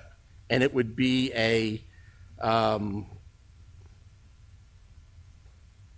this would be just for, because it's cannabis, all cannabis projects have to be rehabilitation / redevelopment. So it gives Township Committee much more power over top of that. We have our cannabis ordinance that states all these things, everything that they have to do, talking about sound and how loud things would be and worried about sound pollution. We already have an ordinance for that. I believe it's 7 a.m. to 10 p.m. There's, you know, you're not allowed to have, it's so many decibels. That's there. They can't change that. That's there. So they would give their $7,500, and that would start, and that is just to write a rehabilitation agreement. And that's all that's for. They have not gone in front of the planning board yet. They have not gone in front of the zoning board yet. Those are all separate accounts that they would have to open, that they would have to fund to pay for all those engineers and all those professionals. So we didn't even get close to that yet. But I'm just saying this to let you guys know kind of where we're at, where I'm at, how, and you know, I felt like there was some, you know, said that we didn't study this or we didn't, you know, this, I'm talking for myself, not for everybody else up here, but I have. And I do not claim to be an expert on it in no way, no how. I go to, you know, Phil probably knows more than me. Emily, I'm sure, knows more than me. And a little bit, yeah, just a little bit. I think a little bit more than a little bit. You know, they are our professionals, and that's where we go. They're our professionals. And that's why we would get, you know, do this development, and then the money is there so that the taxpayers aren't paying for us to go and ask our professionals. He's going to pay for it. Or whatever, whoever it is, whoever it may be, they're going to pay for it. And that's why we go into this stuff. So you come, you know, when our residents come to us, as you did tonight, and ask a lot of questions, that's what that $7,500 is going to go towards. And of course, if you know, it goes down below 2,000, they have to put more money in there because we're going to our professionals and asking questions and asking for help and asking for guidance for this. Now, don't get me wrong. I see you. I see all of you. I see you, and I have heard you. We have heard you. All right? I'm not going to say we. I have, because I don't speak for the other 4 people up here. I've heard you. I understand. I get it. So, you know, you're right, I don't. And I could take that step. But, you know, that's going to be some discussion that's going to happen, and we'll go from there. So, that's what you're saying, not in your neighborhood. Please, Well, please. It's not in, I mean, I'm not sticking out and I'm not standing up.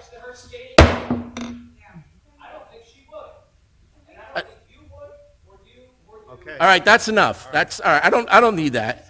All right, I'm sitting here being really, really honest with everybody. All right, and I don't need people to be shouting back at me. And I think I kind of said that. All right, but I will say that if you want to go down that road, we'll go down that road. And I'll say that, yes, I have a non-conforming use business in my neighborhood. It's been there for as long as I can remember. And yeah, it's the roller skating rink. So yeah, I do have a non-conforming use in my neighborhood. And on the weekends and sometimes there's an awful lot of traffic that we have to deal with. You know, and I'm not saying, you know, because I do that, then you guys should do this. That's not what I'm saying. But when you bring that up and kind of throw that in my face, I'm going to tell you that, yeah, and just there's many neighborhoods that have non-conforming uses in them that they have to deal with. That's all. Okay, and I heard you, and you know, it's going to be discussed. And all I tried to do was tell you what you can't. I'm sorry. You have to wait until public comment at the end. That's all I have to say. Anybody else have anything to say? If I might, I was just about to thank all of you for being adult-like, and that slipped off the rails a little bit, but now we're back on the rails again. We're good, right? So I've also visited sites, and I understand what your concerns are, and I won't get into detail what I saw there. I think that these places these types of buildings have a place, and maybe this isn't the right one for this particular application, but we'll see how it goes.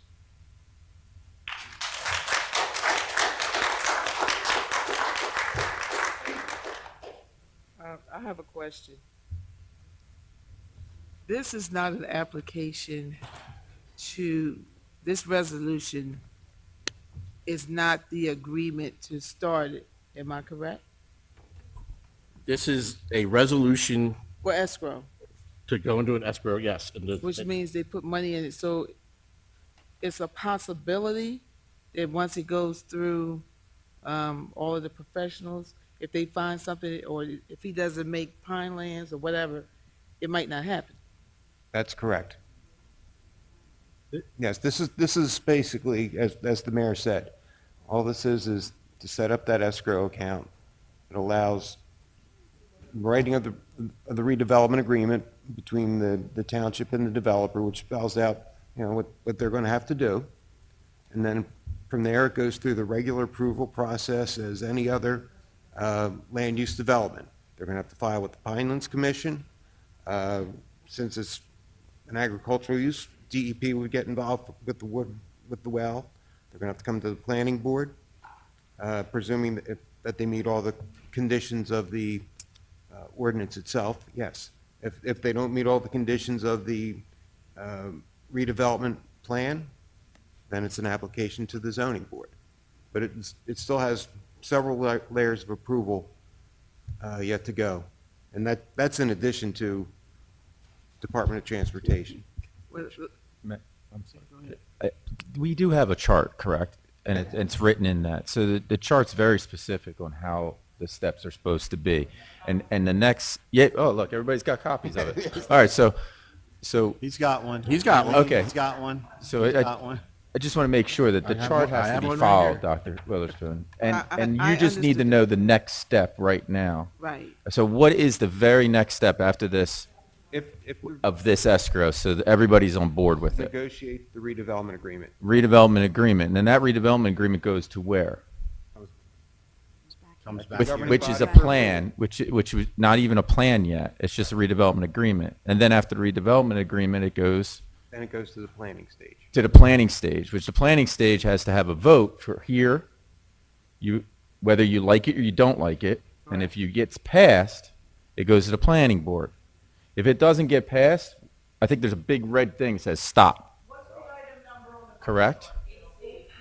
Okay. So there's a lot of processes still for you to see something. This process right now is only to start to review whether or not we want to make rules on the plan. That's it. So there's no approval whatsoever right now. Thank you for articulating that. That's what I was Now, trying the to. way I understand Yeah. it, this just is to allow the escrow account to start the redevelopment agreement. Redevelopment They still agreement. have to, I mean, I don't blame the people who are Correct. concerned with environmental issues, odor, stuff like that. Yeah, They that- still have to adhere to all of that down the road. And there's still a redevelopment plan that can Yes. incorporate stronger rules into that plan, Or ordinance, yeah. into the ordinance that they would have to meet, and if they don't meet, they will not get approved. Yes. Okay. yes. And if I could just add, So now basically everybody, we're on to 3A now. Just, Well, it was a question, so I think. Thank you. but Mayor, I just want to emphasize that if you do enter into that escrow agreement, there's been a lot of information here a lot of questions from the public. That is the time period within which committee and the professionals have to look into those questions, get the answers, the scientifically backed answers, professional answers, perhaps do another tour, see exactly what the facility might look like before we negotiate a redevelopment agreement, before we take those additional steps, so that everybody is informed and everybody has as much information as they need to make a decision to go forward. Without that escrow agreement, everything will stop. right, and that escrow agreement is so that that work is done on, lack of a better term, done on their The dime. developer, yes. On yes, their but the- dime, it's not taxpayers' money, so. Correct. And I just wanted to, the question about the number of uses that can be on a particular property, if a particular property is limited in how many businesses can operate on it, under the redevelopment plan, no use variances can be granted. So a cannabis operator has to meet all of the conditions, but they also cannot go to the zoning board to get a variance to have an additional use that's not, if you're only limited to 2 permitted uses, 2 principal uses on a site, they couldn't get a variance to allow a 3rd or a 4th. So that's a limitation that also exists. So I think that that's probably one of the first things that should be looked at here is how many different uses are on the site, how many are permitted on the site. And that's the very first thing that the property owner should be doing. What kind of stipulations, if it went to redevelopment, would you explore? I mean, I would recommend that before we even negotiate a redevelopment agreement, that all of the questions that the public has presented this evening with regard to odor, water usage, the different permits that they're going to need, the type of facility that they're going to operate, those questions should get answered in that negotiation process before we ever implement any kind of conditions on a particular developer. I certainly think that the ordinance that Mr. Sartorio's office and Mr. Knoll have worked on with regard to the operation and the licensing and penalties and enforcement address odor, address lighting, noise, and the penalties if those things are not followed. Just for example, in the ordinance, there are statements with regard to and requirements with regard to measuring from specific distances the odor that's in the air. And this is done very frequently and must be maintained and reported to the township. So not only can residents let you know that they're smelling something, but the operator must be taking these tests and reporting that information back to the township as well. So you have protections built into the enforcement document that is on the agenda for public hearing and adoption. But at this point, I think the most important thing is if committee is interested in getting answers to the questions that have been presented tonight by the residents, and to confirm some of the information that was been presented by other residents, then that's establishing that escrow to allow your professionals to do that. If you're not interested in doing that, then you don't approve the agreement. So what I'm hearing is, is that we have to do more research before we authorize an escrow agreement. No, exactly the opposite. In order to be able to do the sufficient amount of research, you would authorize the escrow agreement because that does not guarantee for the redeveloper applicant that they are going to get a redevelopment agreement. Those are the words that are in that document. There is absolutely no guarantee. It just gives the township the ability and the funds to pay for all of that research that you all need to do and that your professional team needs to do in order to make sure that this is or is not an appropriate location for the proposal. And you didn't state your name, even though I know who you are. Oh, I apologize, Emily Givens, And you are a, Redevelopment Counsel. I'm an attorney for the township. Okay, once that redevelopment agreement has been researched and been, looked at, well, how would we communicate to the public what you found out and what you would suggest? Well, again, that would come before a public hearing. All of that, everything that is done publicly.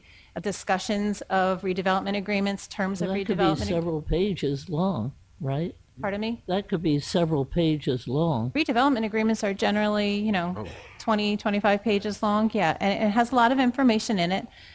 But before we would get to that point, we would have another discussion and presentation by the developer. If that redevelopment agreement were put in place, it would only be because you, as a committee, are satisfied that the information that you've determined through that time period that you've set forth, all of the scientific information that you needed is confirmed. The uses that he's allowed to have on the site, the number of uses has been confirmed. Our engineers are going to take a look at that. The planner's going to take a look at that information. You all are going to take a look at that information. I'll have a view of it. Phil will have a view of it. And that's what the Mrs. Dix mentioned, collaborative effort. That's the collaborative effort. It's not one person working on it. It's a collective effort of the professional team that you have hired here at the township. So if I So the understand- publication of that would be online? The agreement itself, no, but you would have just your agenda, your general agenda. The people don't get to see that. It's online. For instance, 25 pages of that would be online? No, not the redevelopment agreement itself. It becomes public once it's authorized. My question is. But we can is discuss it in a- How do you communicate to the public through your redevelopment proposed agreement so that the public knows what That would be, going that would be 9A, public presentation of agreement, Township Committee. Okay, so then it's going to be another 2 hours of explaining what is agreed to. I would say at least 2 hours, yes. So if I understand you correctly. I would say that it should be put online and then reviewed, because like when I have a package like this, people don't have that package, they have this. And they should be made aware of what you have put under the redevelopment agreement. Well, I would write it, but I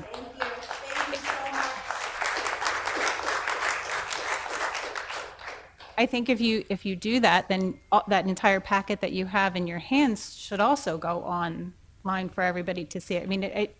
It's a decision you all need to make. It's not my decision.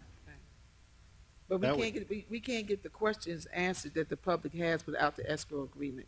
Correct. The questions that they brought up tonight, the things that they wanted to see to make sure of that extensive report, there has to be an escrow agreement in order for our professionals to answer the questions and bring that back to the public. Yes. And then that comes back to us before there's any agreement. Right now, the Yes. escrow is to have the professionals look at the questions and concerns. And the proposal that they have submitted information with regard to security and with odor and different things that need to be looked at, which haven't been looked at yet, And then because, it comes back to us. Yes. And the public, and they will have their answers or concerns again or whatever. correct, they'll have an opportunity to speak again, because it's all going to be done at a public meeting. But then again, it has to be presented. They don't come with a package of 25 pages or 30 pages of what you have sort of agreed to do. They should be informed. I agree they should be informed, and that's why But that's part of They're not going to this. be informed by a 15-minute discussion. They're going to be informed when they can actually read what you have agreed to. It's what the township has agreed Well, to. what you propose for the township to agree to. Right, That but we're is, not there that is a yet. committee decision, that's not my decision to But make. you're going to be researching it as a redevelopment attorney. And every question that they have again about the water and the environment, are you going to address that in that report to us? I say that report should be presented to the public so that when we come together, we can be apprised as to your, I mean, we have to, at the end of the day, agree to go to the next step. But what I'm saying is that if we want our public informed, that redevelopment agreement that you're proposing for us to approve should be presented to the public. Emily? I think we Emily, all agree can with, I? I think we all agree with that, but we're not there yet. Carl? No, could we're we get not some there questions yet, from but, down this end of the that's where I dais, feel please? is Yeah. Art has some questions. All So, right. I mean, my concern right now is that this property has multiple uses going on right now. In our ordinance, as it sits right now, to be a retail, you must have a standalone. Is that correct? Correct. Okay, so I'm kind of wondering, how do we have a grow going on a piece of property that has multiple uses? Shouldn't that be a standalone also? Standalone property? No, I was not aware, I'm not part of the review of the RFQs that come in. I'm asking you directly about the ordinance. I've been Right, back and- 5 months and I've been reading it, and it's the reason we have 3C, because there's things I see I don't like. So I'm kind of confused here because a retailer says it has to be a standalone business. We've had people come before us that have been turned down because they want to put it in a strip mall or something of that nature, okay? So there's nothing in our ordinance right now that says that in order to have a grower or any other type of cannabis, that you must be on a piece of property that has a single use. There's nothing in our ordinance right now that says that. I don't see it in the cannabis ordinance. Okay, However, it could be in your general zoning ordinance, which also applies. okay. And so just because you don't see it in this cannabis ordinance doesn't mean it doesn't exist. This ordinance was written to say that any part of your zoning ordinance or other ordinances of the township that are not amended by that also apply, which is why when I heard that there are other uses on the site, my first thought was, but before we go any further, it should be determined whether or not an additional use is permitted. This cannabis use cannot go to your zoning board. Can we get cannot get a that use question variance. answered without going into an agreement? I'm sure. I'm not going to put the man on the spot. No. My question is, do we need to go into this agreement or pass this resolution in order to get that question answered, because to me, that's really the most important question. Yeah, when I heard the question from the resident, then that's exactly what I thought. I would imagine that you could get that answer. Because my concern here is once we go into an escrow agreement, it starts to cost the gentleman over there Correct. money. Mhm. And if we can answer something that doesn't require a whole team of professionals to answer, because this could be dead on arrival, Right, correct? I think so. Okay.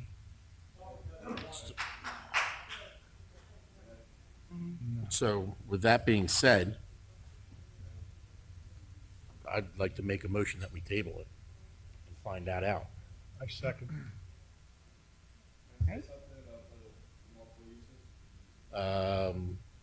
Under public comment. No. Mr. Chief, you Sorry. second it? There's Yeah. so many people talking. Thank you. This is house. Okay, There's a motion. well, you proposed to table this. Yeah. So we have a motion and a second. All in favor of tabling this? Aye. Aye. Against? Tabled. You want to take a break? All right, we're gonna take a 5-minute break. All right, we're back. Welcome. 3B, Hamilton Township landfill closure update by Jeff Day. Day, night, whatever. Just don't call me late for dinner. It's actually die, but it's okay. Everybody. Sorry, gets that. sorry, die. It's okay. Everybody gets that mixed I've up. been calling you the wrong thing for how long now? Everybody gets, yeah. Okay. Oh, really? No apology necessary. Quick update. I promised Committeewoman Link I would be fast here, given the evening so far. I just want to give you an update, talk about the status, some changes we're making, and go over the budget. The public had asked, one of the members of the public who should remain nameless had asked Brett. Brett had asked me to provide an update on some of the budget activities and grants that have, summary of grants that have been. And then I'm going to write all this up in our report, submit to the committee, similar to reports we've been submitting periodically. Our last one was this past March. We've submitted all of the application to the Pinelands Commission after approval in our discussions at the March and April meetings in May.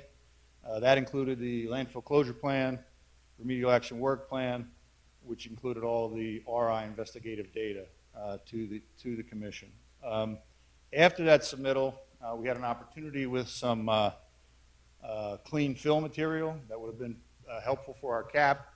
It was actually processed dredge material that was remarkably clean, even past the Pinelands Commission. There's a lot of technical I get into on that, but you have to use the practical quantitation limits, which is the lowest level the laboratory can detect for the Pinelands criteria, and this material actually met that. We couldn't get or expedite the Pinelands to give us an approval of our application. We asked them for any kind of special interim approval, just not available. We appreciate the mayor reached out for some assistance. Brett was very helpful. All the professionals have been supportive along the way, and so we appreciate that. That opportunity will hopefully come around again. We are always looking at for the clean fill material we need for the cap, and we will proceed with that going forward.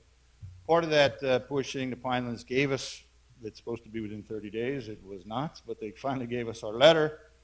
Within that letter, they asked us again for the $5,000 that we talked with them about years ago, even though before I submitted the application, they told me it wasn't necessary because we submitted the application with $15,000, which should have covered that. Anyway, they now have the $5,000. They're going to do their technical review. And in the interim, we're going to address a couple of other items, or all the items in their other letter, and hopefully be prepared once that review moves forward. They're going to use an out-of-house consultant to do the review on that technical.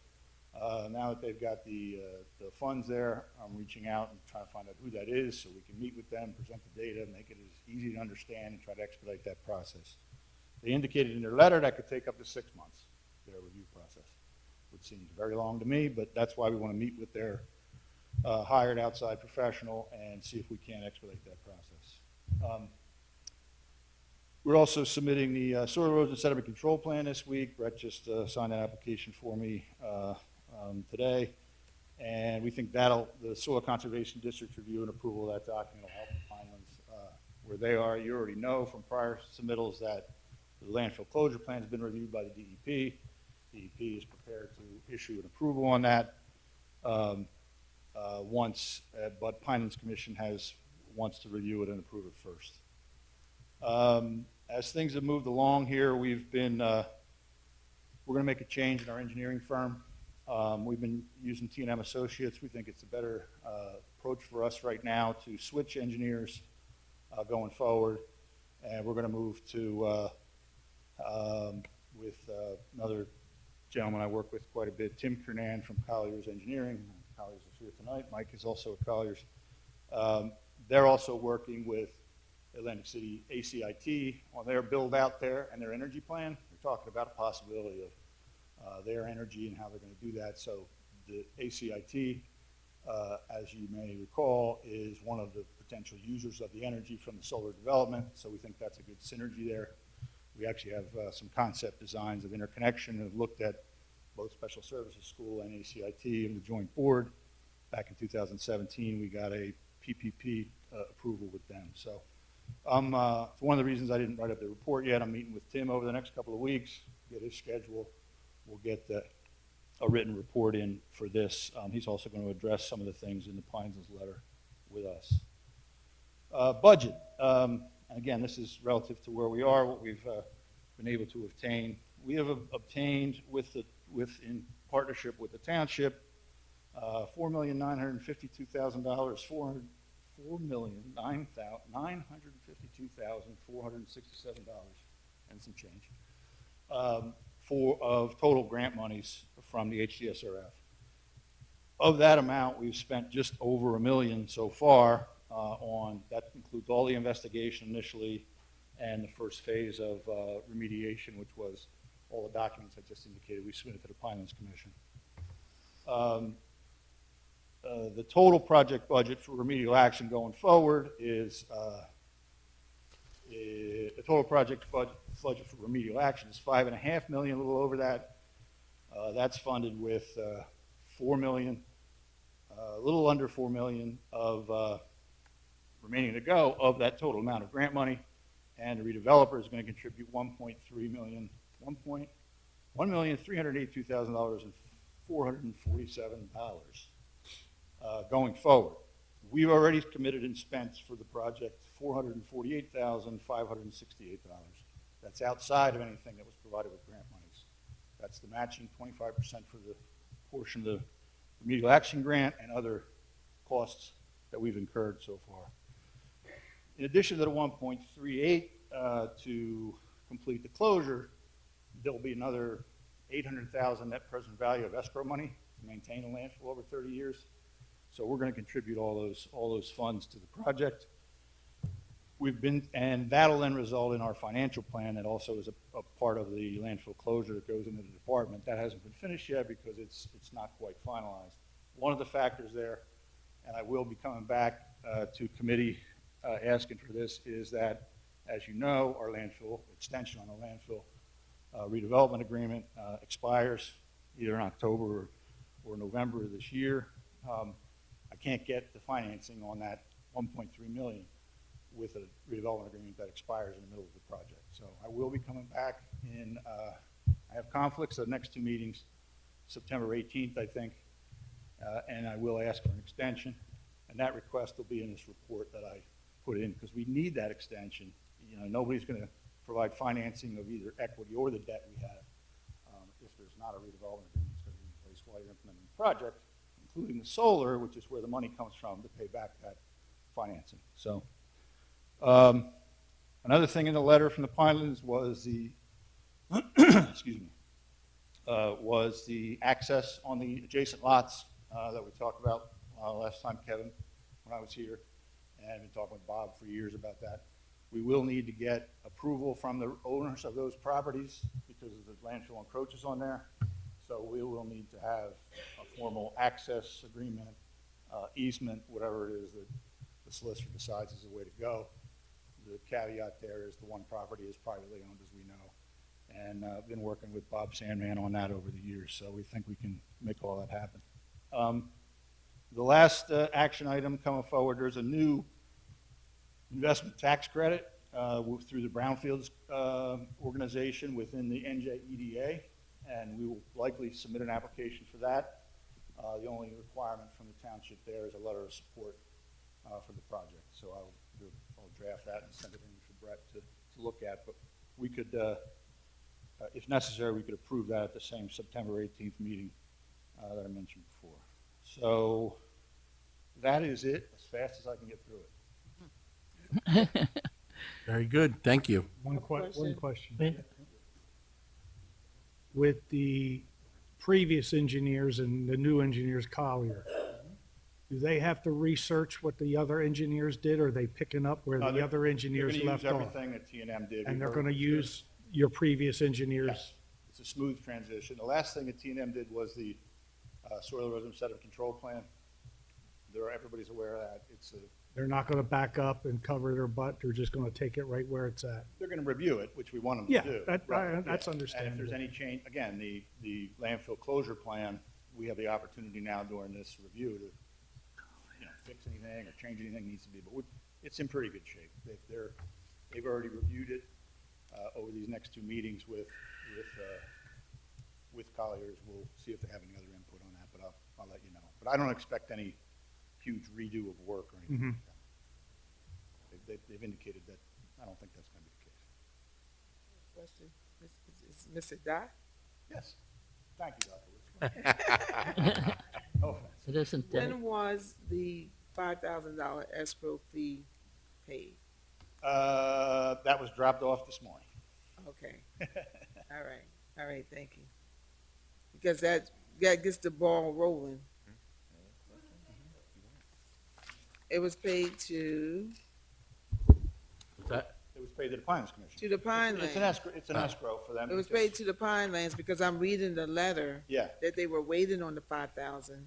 Yes. And you were saying that it was done, but it wasn't an update on the information that we had, that the $5,000 was Correct. put in. That's correct. All right, so was Yeah, done today. Yep.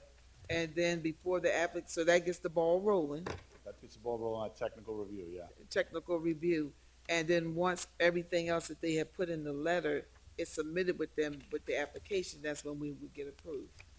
Once they review it all, then the You make it staff an approved. recommends it to the commission, and then Right. it goes to the commission for a public hearing. Then they write another report, it goes Right. back, and then hopefully in the next meeting, there is an actual approval. Right, what I was trying to get at is that once they have the 5,000. Yep.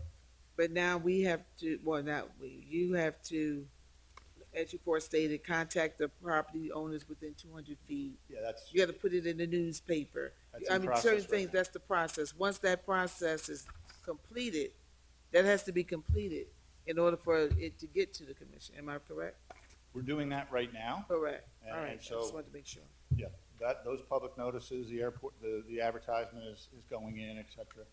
We were aware of that. We thought there'd be more back and forth with them after the first 30 days and Right. so forth, so. Right, thank you. And the $5,000 was not submitted with the original application because they told me the $15,000 application fee was sufficient and we wouldn't have to put the $5,000 in. Right. We didn't submit it way back when because the funding wasn't there for the project. The point is they got it today. They had it. All right, that's it. Thank you. Weren't you, But- weren't you going to do the Pinelands like last March?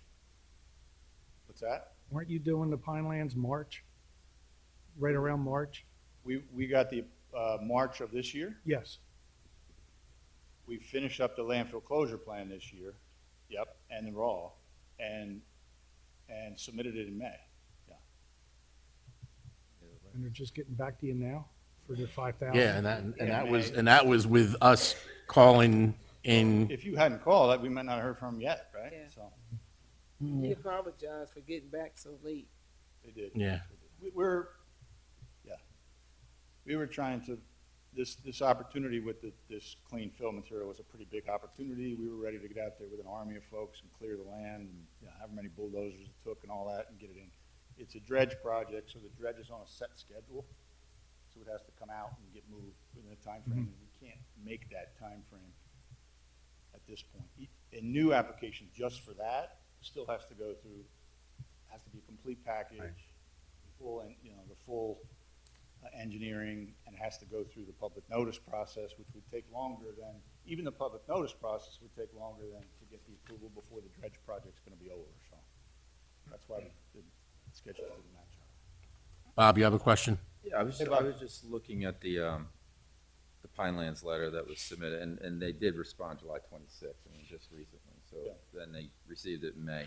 What I was concerned about is that no stormwater management report or study was done when you submitted it to the Pinelands, Well, no, it was. but they're asking for, like, complete studies done, that none of it was taken into account. They're asking, we submitted a full stormwater study, right? Okay. And they've asked for some updates, changes to that, some of which, I've got a response, a draft response from TNM. They didn't agree with some of the things, talked about some action items they had to do. As you're well aware, the stormwater rules have changed over the last 2 years as we've gone through this process. They changed after we submitted the original application to the DEP. So that's some of the, So then Colliers is taking over Colliers and is taking the lead, yeah. doing all that. We need to do the additional infiltration out in the field, we'll do that work, yep. Okay. And then none of that can be used from the grant money, or can it? Oh, it can. That's, It can. that can be used from the grant money? And That's the grant? We've already got that grant money for that process. We're probably gonna go over budget a little bit on that because they're asking for additional stuff. Mhm. The infiltration testing was done in 2021, 2022, and, you know, the rules changed Yeah, the beginning of this year. beginning of this year, so. Yeah. They seem to be going towards the current rules, and so, Mhm. like we talk about the basins, we think that we can actually use the basins to get the rules.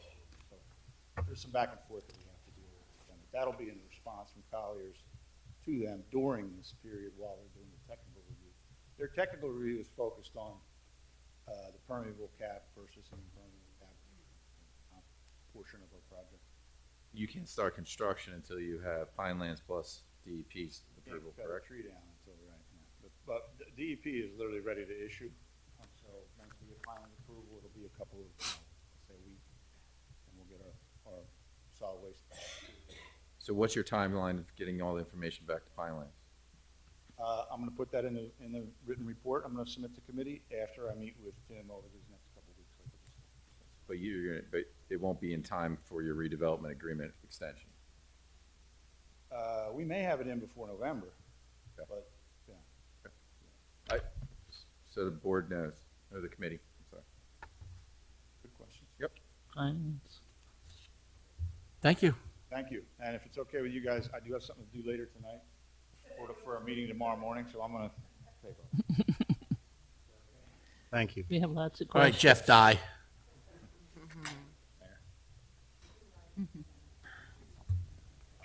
Moving on, 3C. Redevelop. Go ahead. Redevelopment ordinance, cannabis ordinance amendments. Total number of licenses to be issued. Mr. Mayor, I asked to have this put on the agenda, and I want to thank Bruce for enlightening us on all the licenses that are available in the township. I've been back on Township Committee for about 5 months now, spent a lot of time working with the redevelopment in general, and now I'm taking a look at the cannabis ordinance that go along with it. 81 is an outrageous number to even contemplate. So one of the things that I would like to request is the Township Committee look at possibly dropping our numbers to maybe 16 total, 10 growers and 6 retail. That's not a number that I'm suggesting that we do anything with that tonight. I think it needs to be reviewed and looked at about what really fits in this town. Right now, as it sits right now, Aileen, Bruce are exactly right. There's 81 possibilities, and there's no way you're going to see 81 of any type here in this town. It just can't handle it, number one. So I'd like to ask the committee to move forward with that action to have us look into how many total licenses are going to be distributed ultimately. I don't know if we have to revisit the total number of 81, because it may be okay that you have 5 here, and, you know, I don't know if that needs to be tweaked, but 81's an excessive amount. The other thing, and again, this is brought up here tonight, about having these, whether it's a grow or a retail, being on a single-use piece of property and not being along with other businesses. I think that that's kind of been carved out for retail, because we cannot have them in a strip mall or anything like that based on the rules as they sit now. In some discussions with some of the realtors in the strip malls that are in the area, they have it in their lease that they're not allowed. So there are some things in place already by other people that dictate where these places can go, which is a good thing, because it kind of guides us to where we can and cannot go with these.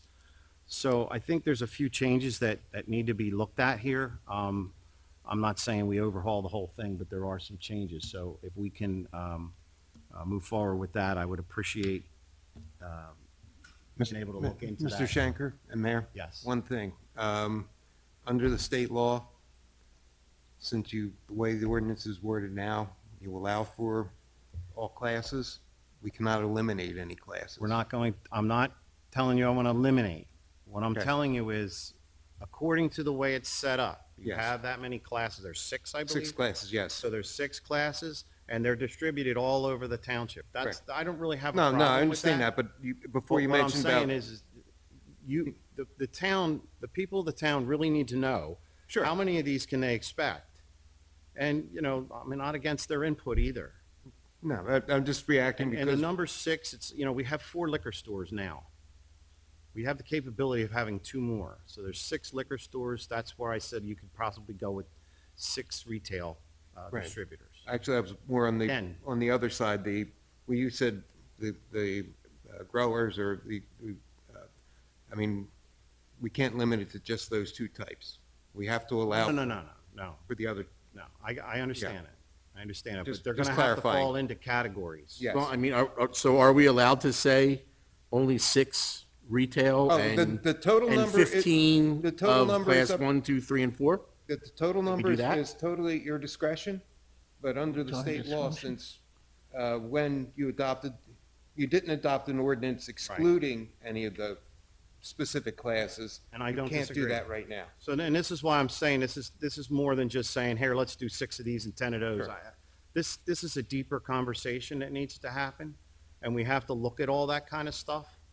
As far as, I know there's license for delivery and license for manufacturing and growing and all that kind of stuff. So I don't, like Carl just said, can we group, like the number 10 could be the group of the last 4, and the 6 just cover retail? Can we break it like that? That's totally up to your discretion. Okay.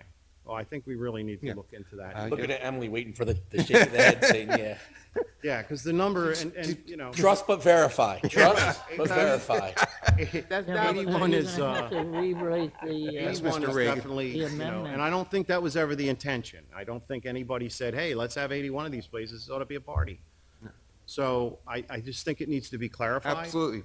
Because at some point, whether we hit that number or not, 16 or 15 or 12 or whatever it ends up being, we can always adjust it. That's another thing that, you know, these ordinances are living documents that we can adjust if the right thing comes But you down the can't road. eliminate. I just don't want to see this get out of control. And Mr. Mayor, so we can't make this decision tonight. Are we making this decision tonight? Topic for the. And this was Redevelopment for Review discussion. Committee? I mean, I think we could, if we wanted to, say, go ahead and do a revision to the ordinance, but I think it's something that maybe each of us might want to make a phone call to Phil and talk to Phil about it, or, Right. I mean, what do you think? I Really, I'm think just- we should make a decision. we should make a decision tonight. We need to Okay. research this, but I just use those numbers as just throwing them out there. And It's nothing, I think kind of going with the amount of liquor stores, I think that that's. kind of seems. Right. But how can we make a decision on something that we have not fully discussed and Oh, absolutely. have the professionals to look Right. at and bring us back something? I don't think that we should make decisions, not you per se, Mr. Shanker, but I don't think we should make decisions in our emotions because I'm not making a motion. I said not you, Mr. Shanker. Oh. I just said that. Okay. I said, but I feel like that we need to let the professionals that we hire, that we pay, come back and give the township committee a recommendation on what we should do. To me, if we just jump out and say, we're gonna do this, we're gonna do that, we haven't had no thought, we had no discussion. We've done nothing. They haven't researched it on what we need to do. We have to include all of the things that we said. How many should it be? I agree that there's something should be done, but I don't think it should be done tonight. I think it should be done at the next meeting. That's my personal opinion. You want to? You wanna make a motion? Can I get till September? Because I won't be here at the next meeting. What? Can we have till the beginning of September? I'm not commuting down from Vermont at the time of the next meeting. September? Yeah, that's only 2 meetings. Is this something we could bring up at the next redevelopment? That's what I was thinking.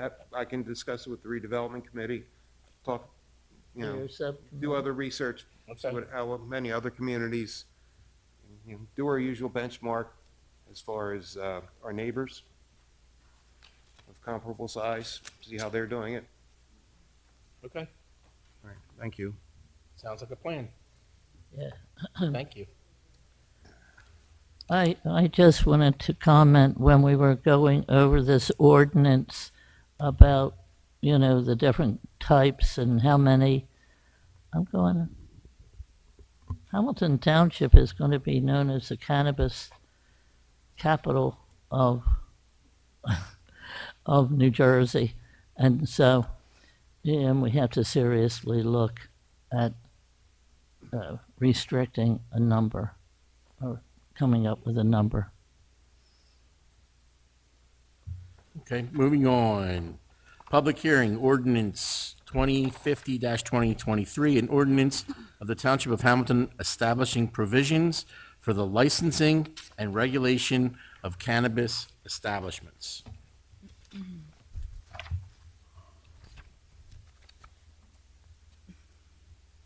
know we have to This is a public hearing. Anybody from the public wish to speak?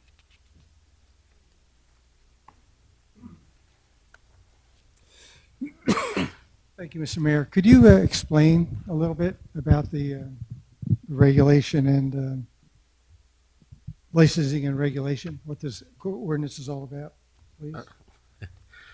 Phil? Sure. Very briefly, under the Cannabis Act, or CREAM as it's known, local municipalities are allowed to establish their own licensing. This is in addition to the state license that each entity is required to have. Again, it sets some local standards that we have. A lot of the information and requirements mirror what they're required to provide for the state. What we've included in this ordinance is the process by which they make application to the township, the process we're going to follow.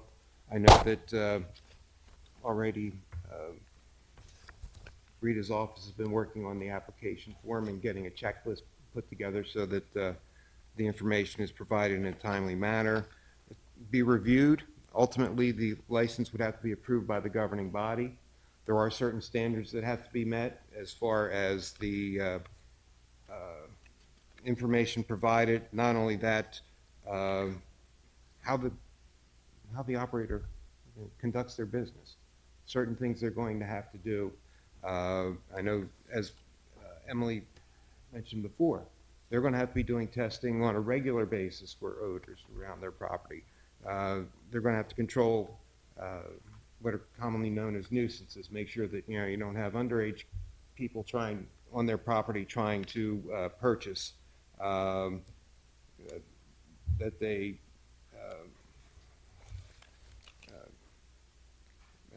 maintain the property in good order, that they dispose of materials properly. There's also procedures in here for if somebody is in violation, the steps that go through, be it if it gets to the point where it needs a hearing before the governing body, or in some cases, there's actually I guess it's extreme cases, a review by a special group established, special committee established for that specific violation, which would consist of the mayor, like the administrator, and one other member, maybe even the police chief on that. So that's the purpose here. There's also penalties included in here. If you're in violation, these are the penalties that can be imposed, which could be anything from a fine, since it's a citable offense, and reality is, if the business is not operating properly, there are provisions in here for revocation of licenses or non-renewal. So, again, we're trying to make sure that while the state looks at things from the macroscopic level, locally, that these businesses are good neighbors and they aren't nuisances to the community. It establishes annual fees. Annual application fees, the whole 9 yards on that, yeah. And so I'll read, so nuisances at cannabis facilities. Purpose: in order to prevent nuisance from noise, odor, dust, light, glare, heat, noxious gases, smoke, traffic, vibrations, unsafe conditions, or other negative impacts of a cannabis facility, or which otherwise may be injurious to the public health, safety, or welfare of the inhabitants of the Township of Hamilton, the following shall be considered a nuisance: the creation of noise when measured at the property boundary of the land on which the cannabis facility is located in excess of 20 decibels above ambient noise level; the emission of odor that is detectable at and/or travels beyond the property boundary of the land on which the cannabis facility is located; the receipt of 3 or more standard verified complaints regarding the cannabis facility within a period of 60 days, maintaining, cultivating, and/or growing cannabis upon private property within the township, except in full compliance with the provisions of this chapter; disposal of cannabis or any part thereof, cannabis waste, and/or any other waste from a cannabis facility, except in a strict accordance with a waste disposal plan provided by the township. These are just, that's real quick, and these are some of the things that people are concerned about, that this will do, that this covers. That all sounds really good, but the township does not have a very good track record when it comes to enforcing these types of ordinances. I'll give you one example. There's many. There's a lot between Freddie J's and Neville's that has been in violation through multiple owners, administrators, zoning officers for more than 8 years, and it's still, and also a township resolution, okay, to correct the situation. It has not been. Everybody knows about it. So how can you assure everybody that if you can't enforce a very simple ordinance or a violation, how are you going to explain or convince us that you're going to regulate and take care of any violations on a whole new industry? This has been 8 years. It's well documented, year after year after year, and this is just one example of many. So how do you say, we're going to forget about the past and now we're going to regulate cannabis with the same number of people and the same people? It's hard to believe how you're going to do this. So I don't expect an answer, but something that you need to think about, not only with cannabis, with everything else. That is my concern. Thanks.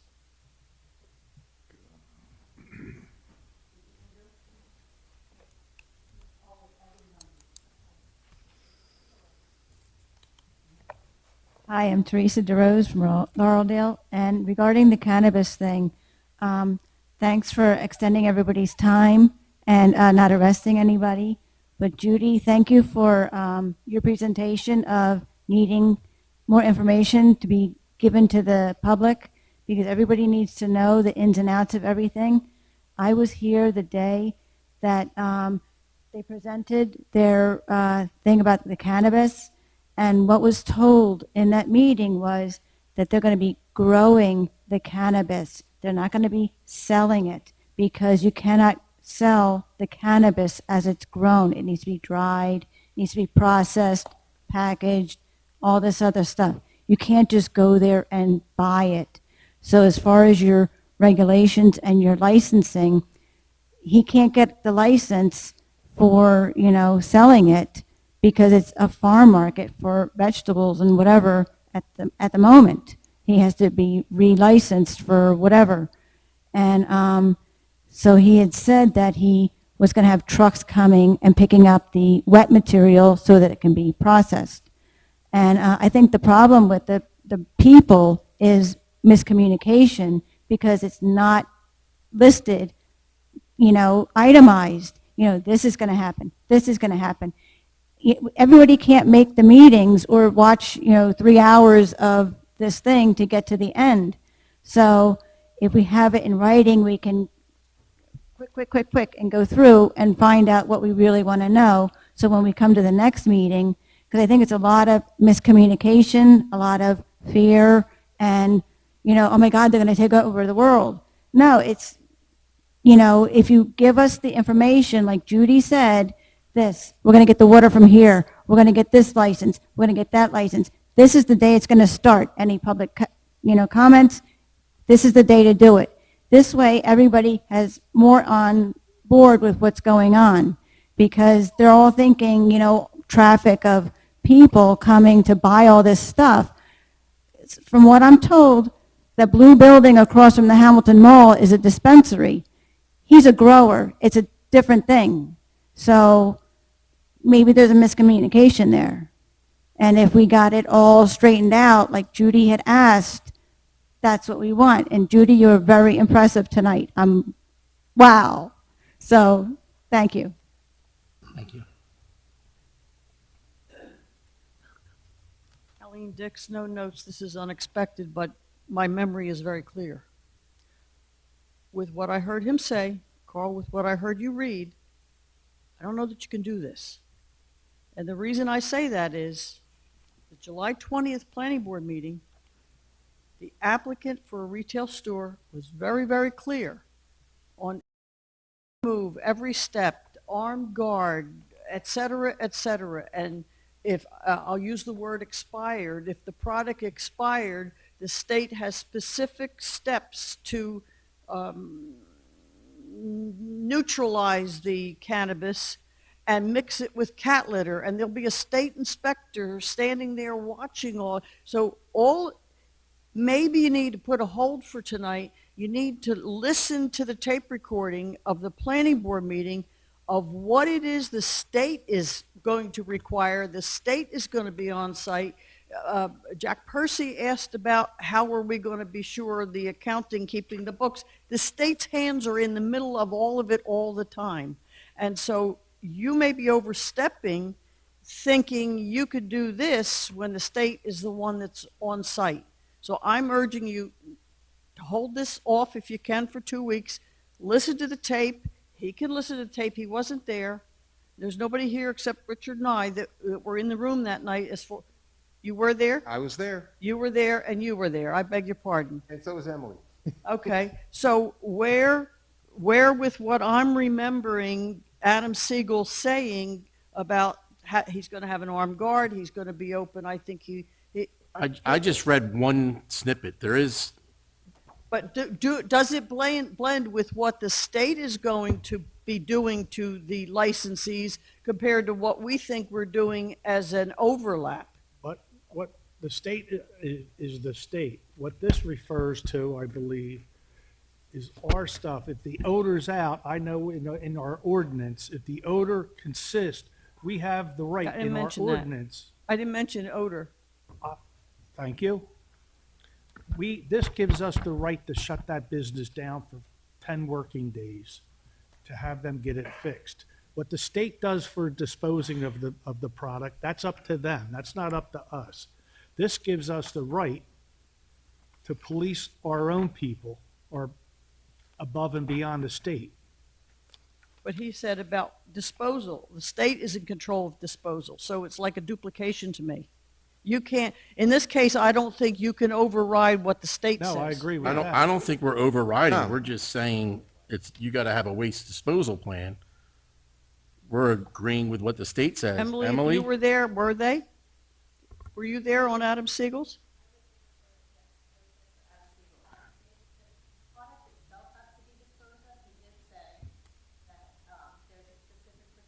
Correct.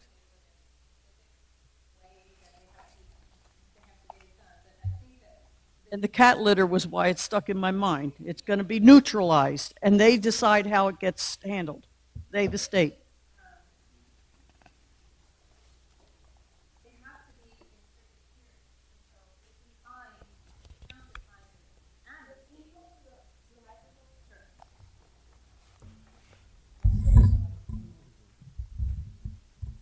This is just in addition to, so if we find that they are disposing of something that they shouldn't be disposing of in a way they shouldn't be disposing of it, which is highly unlikely because of how regulated it is.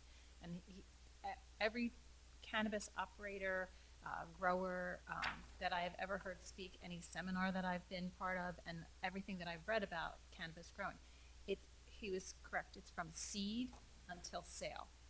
That is tracked, and there's a barcode, and it's attached to it.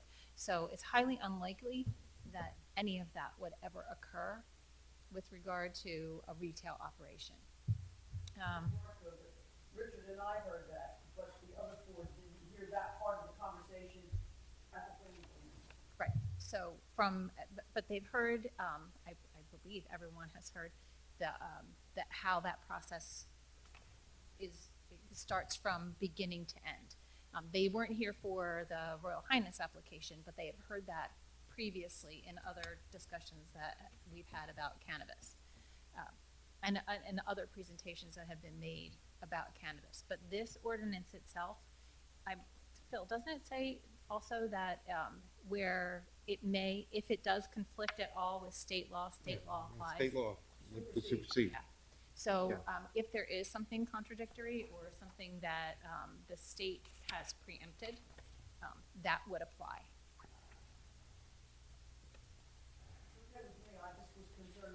I don't believe, yeah, and the duplication is fine. It certainly shouldn't be contrary to, because again, state law would apply. I don't believe it's contrary to. I think it's supportive of.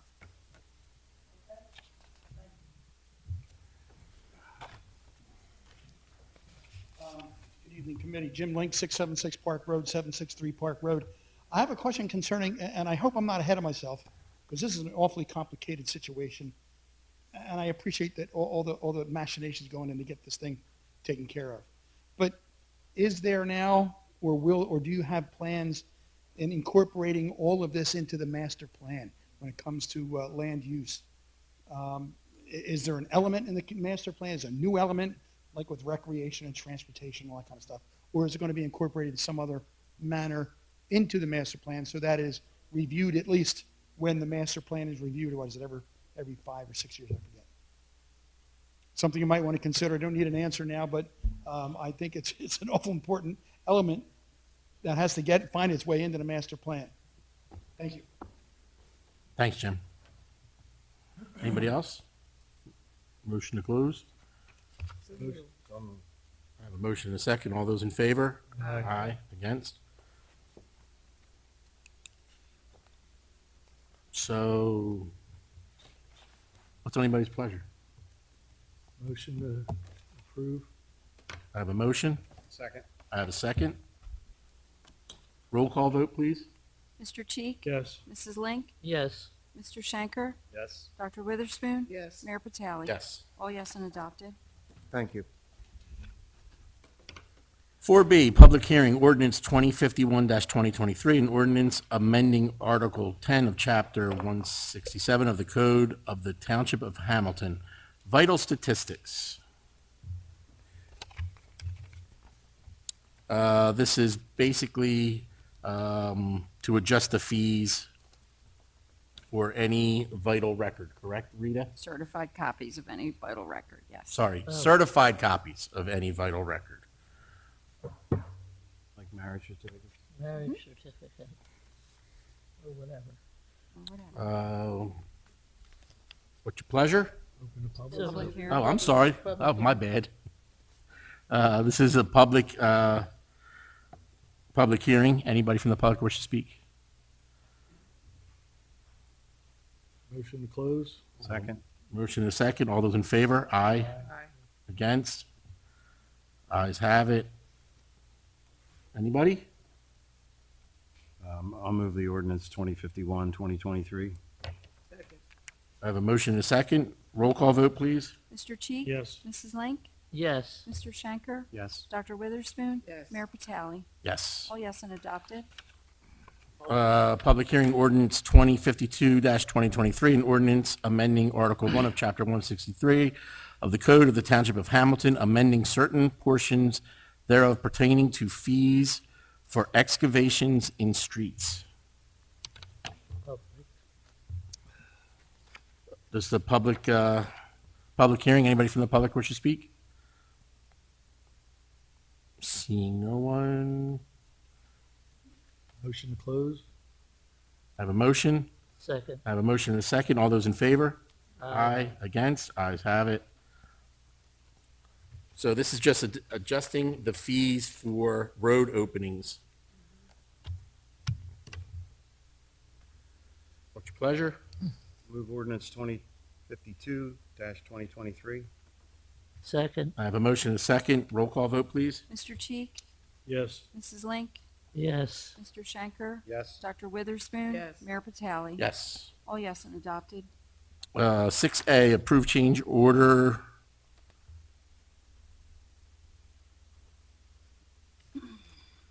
For Peterson Service Company for heating, ventilation, and air conditioning service in the amount of $53,974.00. That is going out to bid. Is that correct? No, this is using our current HVAC HVAC contractor. Change to the contract to increase. It's not really a change order, it's a change to the change to contract. contract. So it should be, yeah, okay, thank you. So it's not a change order, it's just like an amendment to the contract? We're increasing the not to exceed amount, an additional $53,974 to do the 2 air handlers on the roof. How much was it before? I'm going to say it was like What is it, 55. 50,000? Same? Okay. So moved? I have a motion. I'll move the resolution. I have a motion and a second. Second? Roll call vote, please. Just one question. Oh, go ahead. On the proposal, and I know we don't pay taxes, but on the proposal page, it says price does not include tax. I just wanted to be clear that we wouldn't be paying that. I know we're not going to pay it, but it was on the proposal. That's standard on any, I've never seen it, that's why I'm going to make exempt. sure. it's standard because we have to give them a tax exempt form in order to process this PO. Correct? Yes. On the proposal, I see 52,915. On the change order, it's 53,974. I thought that was in addition to.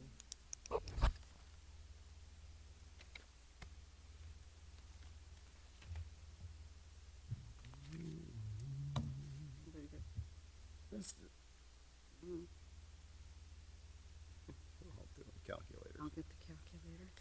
If I can figure out I thought it was an additional. Is it an additional or is it actually the change of the price? This is an additional contract to the original HVAC Right, so contract. it's an amendment This to is the for two contract. rooftop units.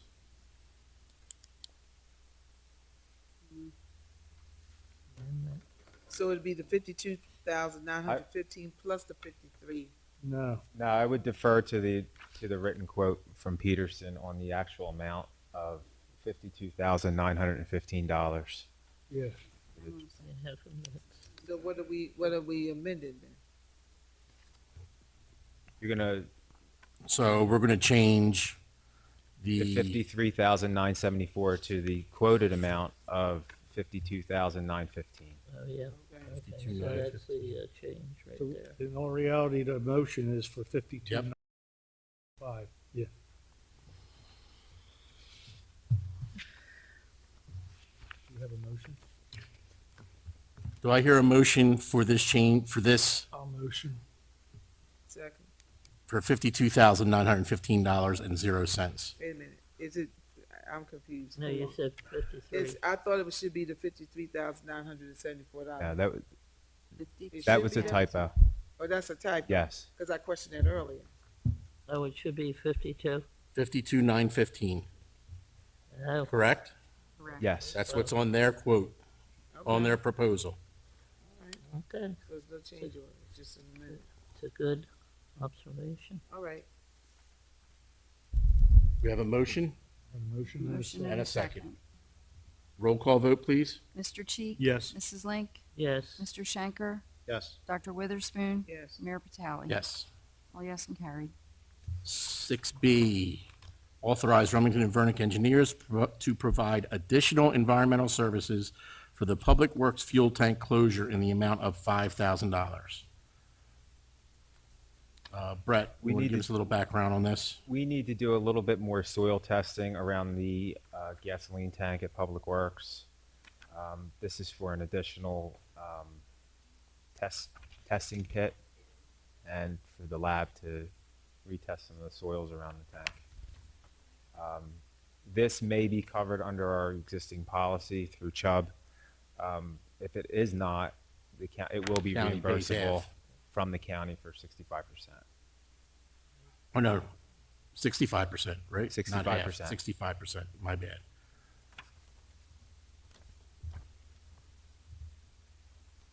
Do I hear a motion? So moved. I have a motion. Second. I have a second. Roll call vote, please. Mr. Cheek? Yes. Mrs. Link? Yes. Mr. Schenker? Yes. Dr. Witherspoon? Mayor Patali? Yes. All yes and carried. Purchase bulk rock salt from the Atlantic County Co-op, 2023-2024, from Chemical Equipment Labs at $77.77 per ton, Not to exceed. not to exceed $311,080. Second. I have a motion and a second. Roll call vote, please. I Mr. have a Cheek? question. It's a Sorry. question. It's a quick question. Is this for the salt? This is not to, we didn't use no salt last year. I don't It is believe no. so. We didn't use any salt last year. We had no snow. So how many tons can it, so we still have the salt from last year? We still have the salt from the year before. We didn't use any salt last year. We have the ability to hold around 1,000 tons of salt. So this not to exceed amount here would potentially fill our salt shed up 4 times. If we need it, it's a not to exceed. We call, we order, we'll order $20,000 worth of salt at a time. Typically, it's around 300 tons of salt per per order, depending on the storm. It just seemed a little much since we didn't use it last year. It's on an as-need basis, right? But you don't Yes. know. So we may not get any. We may not get any snow again. We We don't may have a get contract a in lot of snow place. again. We won't be able to get any. I understand. Right, this I'm just is- asking the question. We're purchasing it through the county co-op, so they asked us for an estimated use. Problem. Typically, we estimate between 3,000 and 4,000 tons a year. And so if we don't use it, then the money goes back into the surplus. Yes. That's fine. Roll call vote, please. Mr. Cheek? Yes. Mrs. Link? Yes. Mr. Schenker? Yes. Dr. Witherspoon? Mayor Patali? Yes. All yes and carried.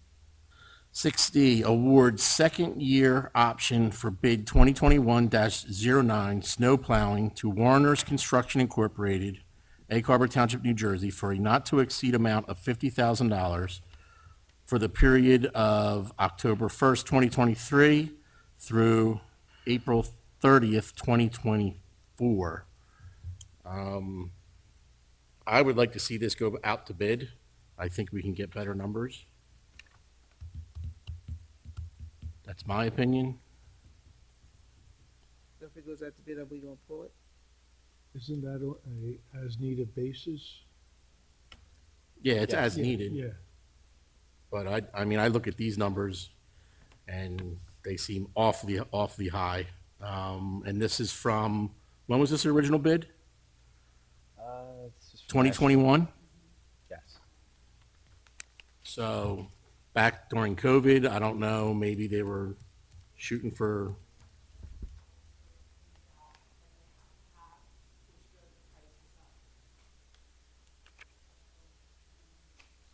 And they were the only bidder too, right? I still think we should, my opinion, but I'm only one person, so. We do have time if we want to rebid it. It's only August. but To be put out to Do it soon. rebid. I have a whole year. Yeah. Throw it out the bid. What are we doing? Do we need a motion or something to put this out to bid, or we just do it? We can rebid it. Okay? I agree. So do we have to do anything with this? Motion to, You want them to vote it down, Mr. Solicitor? Or just skip it? should we vote this down? Yeah, I would vote down. Yeah, okay. So move the, Second year options, you're electing not to do that because you want to put it out to bid. I think you need to. Okay. Do I hear a motion? so moved. Second? Motion is second. Roll call vote, please. Mr. Cheek? Yes. No. Or no, I'm sorry. I'm not telling you, I'm sorry. 50-50 chance. I'm sorry, I'm not But it telling you what to do. sounded I like didn't tell him what to do. Chantel, can you erase that? All right. So the motion is to award the bid. So, Yes. correct? Yeah. Okay. Yeah. Mr. Cheek? No. Mrs. Link? No. Mr. Schenker? No. Dr. Witherspoon? No. Mayor Patali? No. Motion is defeated. There we go. Oh, consent agenda. Come on, we're so close, everybody. We're so close. We are not, we are. What do I hear? I'll make a motion, carry the consent agenda A through M. But I do have one question. Is the question under 20 seconds? Yes. Okay. I need a second to ask the question. I'll second. The question is, extended third quarter grace period, what is it being extended to? 25 days, the grace period. Do we have a- 25 days from Friday? And when you get the bill? Thought it was Yeah, 25 8/29. days That's after the 7E. postmark on the bill. 25 days? 70. Mhm. Oh, I got mine today. 25 days after August 1st. Okay. August 1st? Mm-mm, Well, if, no. What letter is it? No, I got when mine they- today. They submitted the Hang bill. on. Let me see if I have any, my understanding is it's 25 days. 25 days after the last bill was mailed. After the last. Right. So that would have been 25 days from, is that Friday that we mailed them out? So they started receiving them today, so it would be 25 days from Friday. 25 days from Friday. So it'll be the 29th. Sounds good. So Very please popular pay in question. advance. Mhm. Okay. All right, I have a motion, a second. All those in favor? I got just one question. Oh, I have another question. Just real quick, just help me with this, Britt. I'm sorry, Ms. Administrator. I had a question on 7D. Okay? This here, the tax collector, he's requesting permission to cancel the property taxes. So this one, or this resolution is canceling it? As I wasn't sure on that. So you're asking for 7D or 7? I understood 7C, he already had the documentation on that. But 7D, he said. 7D is a few of the 3 properties listed. The mortgage companies made the property tax payments. So now we're refunding. Refunded the property. Okay, I got it. All right, I'm good. Okay, I have a motion and a second for 7A through M. All those in favor? Aye. Aye. Against? Ayes have it.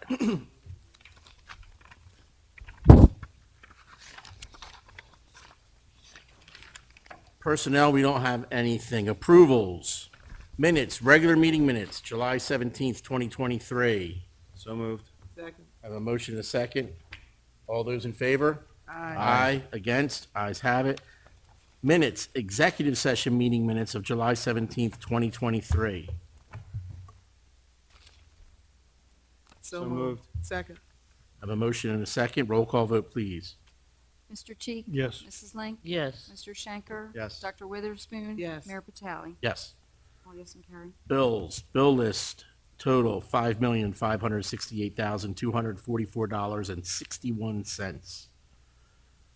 Motion. Second. I have a motion and a second. Roll call vote, please. Just one question. Just one question, it's real fast. We are getting, gas, Aline, from Riggins, and we're also paying the county. All right? And we're paying the county almost 10,000, close to 8,000, some change. It's a lot less than we were paying before we had the temporary tax. Okay. We still use the Hamilton and Northfield locations occasionally. Sometimes those temporary tanks run out of fuel.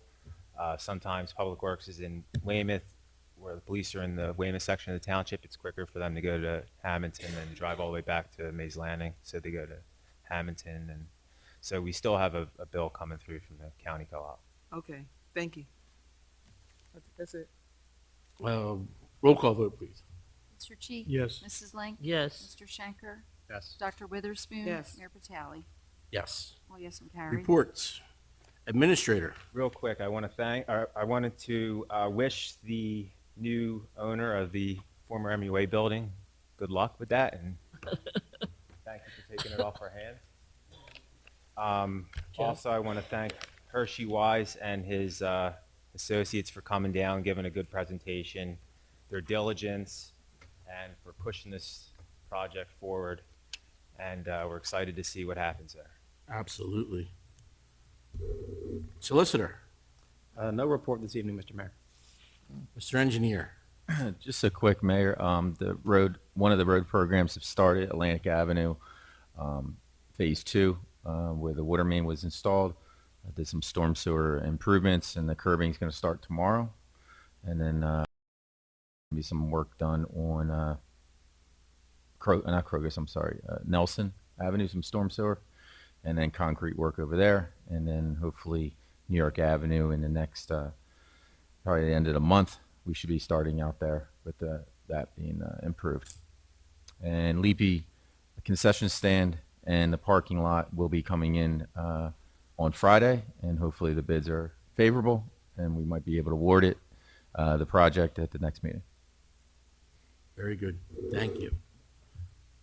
Committee members, we'll start with Dr. Witherspoon. First, I want to say that the National Night Out was spectacular. I thought that the chief, the staff, everybody who participated in it, to me, it was one of the best. I've been going to it since they were at the, before when it was at the mall. But to see it at Gaskill, to see it on our property, it was really good. It was well organized. The kids had a great time. And then they ended it with the fireworks. And that was just like, I said, my grandkids were ready to go. I said, you can't go into the fireworks. And the fireworks was just spectacular. The whole thing was well put together. The music, the food trucks, the spacing, I was really proud of Hamilton Township's National Night Out. So I wanted to say thank you to everyone who participated in that. I thought that was really great.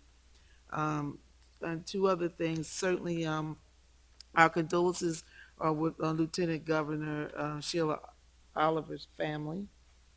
She was the second lieutenant governor in our state, but the first African American to hold that. And her services will be this week. And certainly our prayers and stuff are with her family. I wanted to say that. And last but not least, we had another wonderful person in Hamilton Township to pass, and that was Margaret Peggy Capone. And I knew her, and she was a fierce woman, but she done a lot. She done a lot on the Greater Egg School Board, and she lived in Lauderdale, but still in Hamilton Township. And her services will be on Saturday. I didn't know all of her family. I didn't know her husband, but I met her daughters before. But certainly our condolences are with the family of Margaret Peggy Kelly Capone. And I just wanted to make sure that I said that. Thank you. Very good. Mr. Schenker. Yeah, I'll be brief because it's almost 10 o'clock. I just want to again reiterate Dr. Witherspoon's words about National Night Out. By far the best one we've ever seen. It gets better and better every year. And a special thank you to all that were involved, everybody that worked hard to put it together, and it seemed to come off without a hitch. And it was very well laid out, and even the food trucks and everything was pretty good. So the kids enjoyed themselves, and that's what's important. That's what the event is all about. So once again, thank you to everybody, and let's do it again next year. Very good. Mrs. Link. Yes, I think the National Night Out was just the finest that I've seen, and I've seen them since they were over at the Woodlands before the, at the mall, and it just made everyone happy. And I would like to thank all the members of the community that donated to the fireworks. It made it really spectacular. And I also wanted to mention the one young lady that I had said that came from the skating figure club of South Jersey, went to nationals. She competed in 5 different divisions. One junior world-class skating, sophomore dance, figures, and she scored in the top 10% of the whole country. So she did well, but her object will be at one time to go to Worlds. So let's hope that she continues doing what she's doing. Thank you. Mr. Cheek. I agree with everyone so far with the National Night Out. It was quite an event, and I know on social media a lot of people were complaining about the location, but where can you get a better location than that? What a beautiful location. The grass was perfect. Everything just worked out great that night. I thank the PBA, Public Works, and the Mays Land and Fire Company for doing what they did to make such a nice event. And that's all I have. Very good.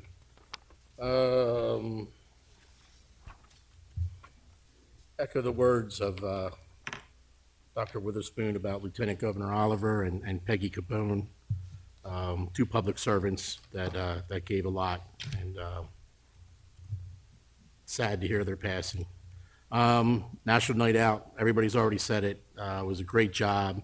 Sergeant Mike Tannum, Detective Nicole Odell, and I guess I got to give some credit to our chief. The chief always says, I don't take credit unless it's a success. Yeah, it was your brainchild. So great time, and thanks to all the volunteers, all the fire companies in the Township of Hamilton. Public Works did a fantastic job. I didn't go by the next morning, but I heard some people say that it looked like nothing even happened there the night before. When I left, I know last year there were piles of trash by the trash cans. This year, I guess there were more trash cans out. It wasn't as bad. And there were definitely more people this year than last year. It was fantastic. Really, really, really nice. So thanks to everybody who donated money, all of our businesses, the local people that donated. It's fantastic, and can't do it without them. War Memorial Park, our Public Works now has the statue, the lady sipping the water. The water is coming out of all the places that the water is supposed to be coming out of, finally. And it was done in-house, didn't have to hire somebody out. What's that? We budgeted $25,000 this year for that. And Significant savings. yeah, so good job, great job. I'm just mad it didn't get fixed when I was the Public Works Director, I guess. Well, I'm upset that you moved up and you didn't get that done. I mean, come on. Thank you, Chris. No, good job, the Public Works out there doing that. That's awesome. I know it means a lot to a lot of people to have that working, and park always looks great. This Friday night is the second annual commemoration of the 1880 train crash. It's at 6 p.m. at the Presbyterian Church, and then they will walk down to the trestle itself and do a service down there. That's 6 p.m. this Friday night. And I just want to mention boat races are coming up on Lake Lenape. They are September 9th and 10th. Boat races on the lake, always a good time. Hopefully we have some good weather. So with that, Reagan, I'm sure I'll see you this week. Maddie, I love you and I miss you, and I hope to see you soon. We'll open it up to the public.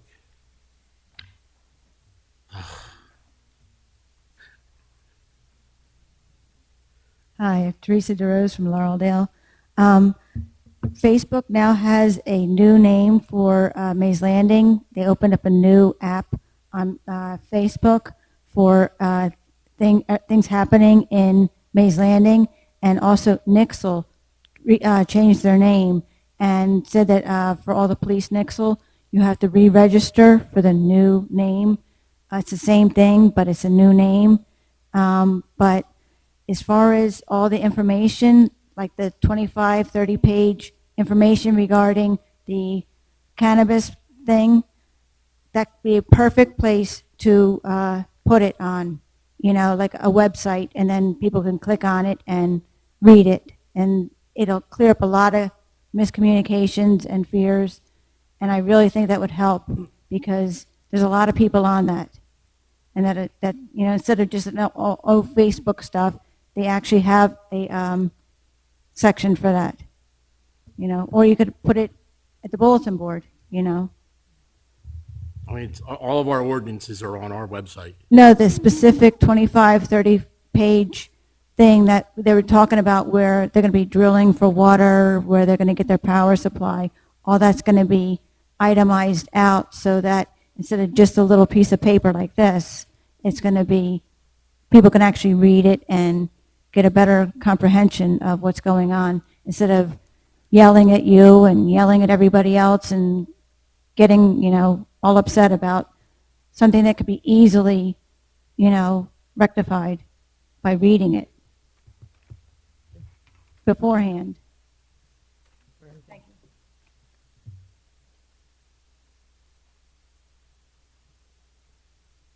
Hi, Debbie Mackey, 500 Sunpine Drive, Mays Landing. That's the gravelly run section.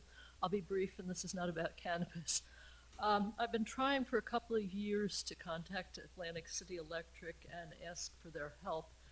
And now I've been getting the runaround, so I'm asking the township's help to get Atlantic City Electric to move hundreds of tires from their easement on my property.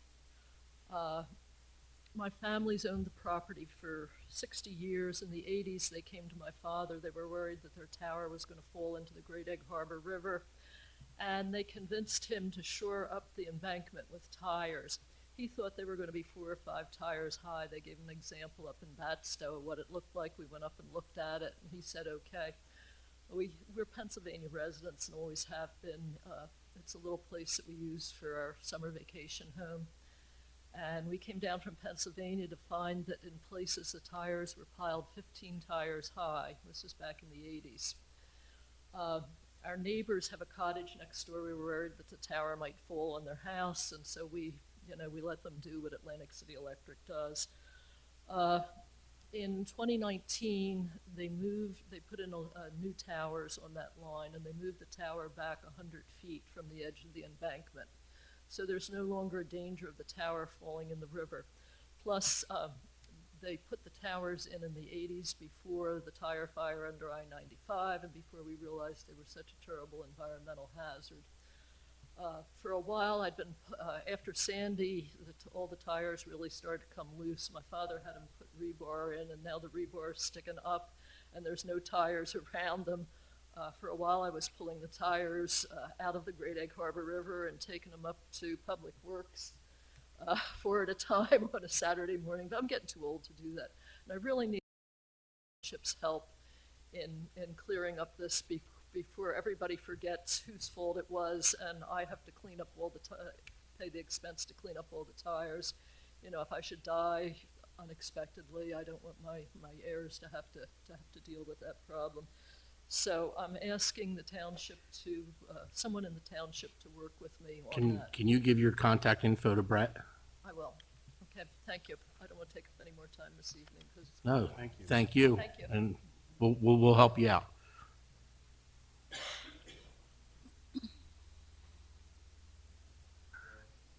Justin Anacone, Burn Factory, and also from Jeans, longtime Mays Landing resident, and I'm sorry I waited till the end when no one's here to speak, but I'll be quick. Just want to say thank you for working with us and our company so far. I'm sorry that this has caused us such a ruckus, and here we are at 10 o'clock because of a lot of the misinformation out there. I know there's a lot that's going to be discussed with the professionals, and we'll work out all the details at that. But I just urge you all to really look at what's being said. I pulled up the article that was being stated earlier. A lot of it is around trespass grows, which is actually illegal criminal organizations growing in forests. And yes, they steal water from rivers to water their crops. Obviously, that's not what we're doing. So just please, let's stick to the facts. Let's look at real facts. I hear everyone's concerns.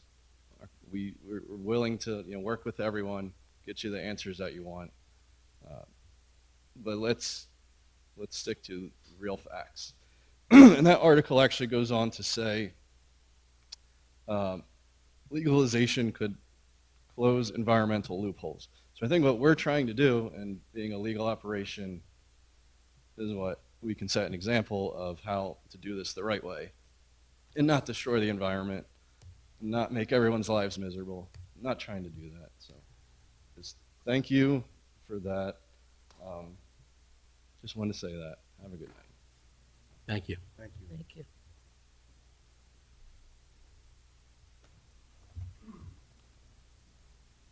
Mr. Mayor, I had some questions on the cotton mill presentation. I didn't hear a lot of it. What type of housing is that anyway? Is it condominium? Is it apartments? What did they say? Apartments? Okay. Okay. Is it nonprofit by any chance? I don't think it's nonprofit. So it's not I don't think so. nonprofit? Okay. When I dealt with them. Okay, I understand. I couldn't hear. That's why. Yeah, it's I'm sure it's for, I'm not gonna say I'm sure. Okay. I'm assuming it's for profit. Okay. Yeah, Good. they wouldn't come back. And did they say 64 parking spaces? I don't think he said Said parking 50. spaces. Oh, they did not? There was 50 But there's 115 units? underneath. Oh, underneath. I think that's the only number I heard. And then there's additional ones. Okay, thank you, that's it.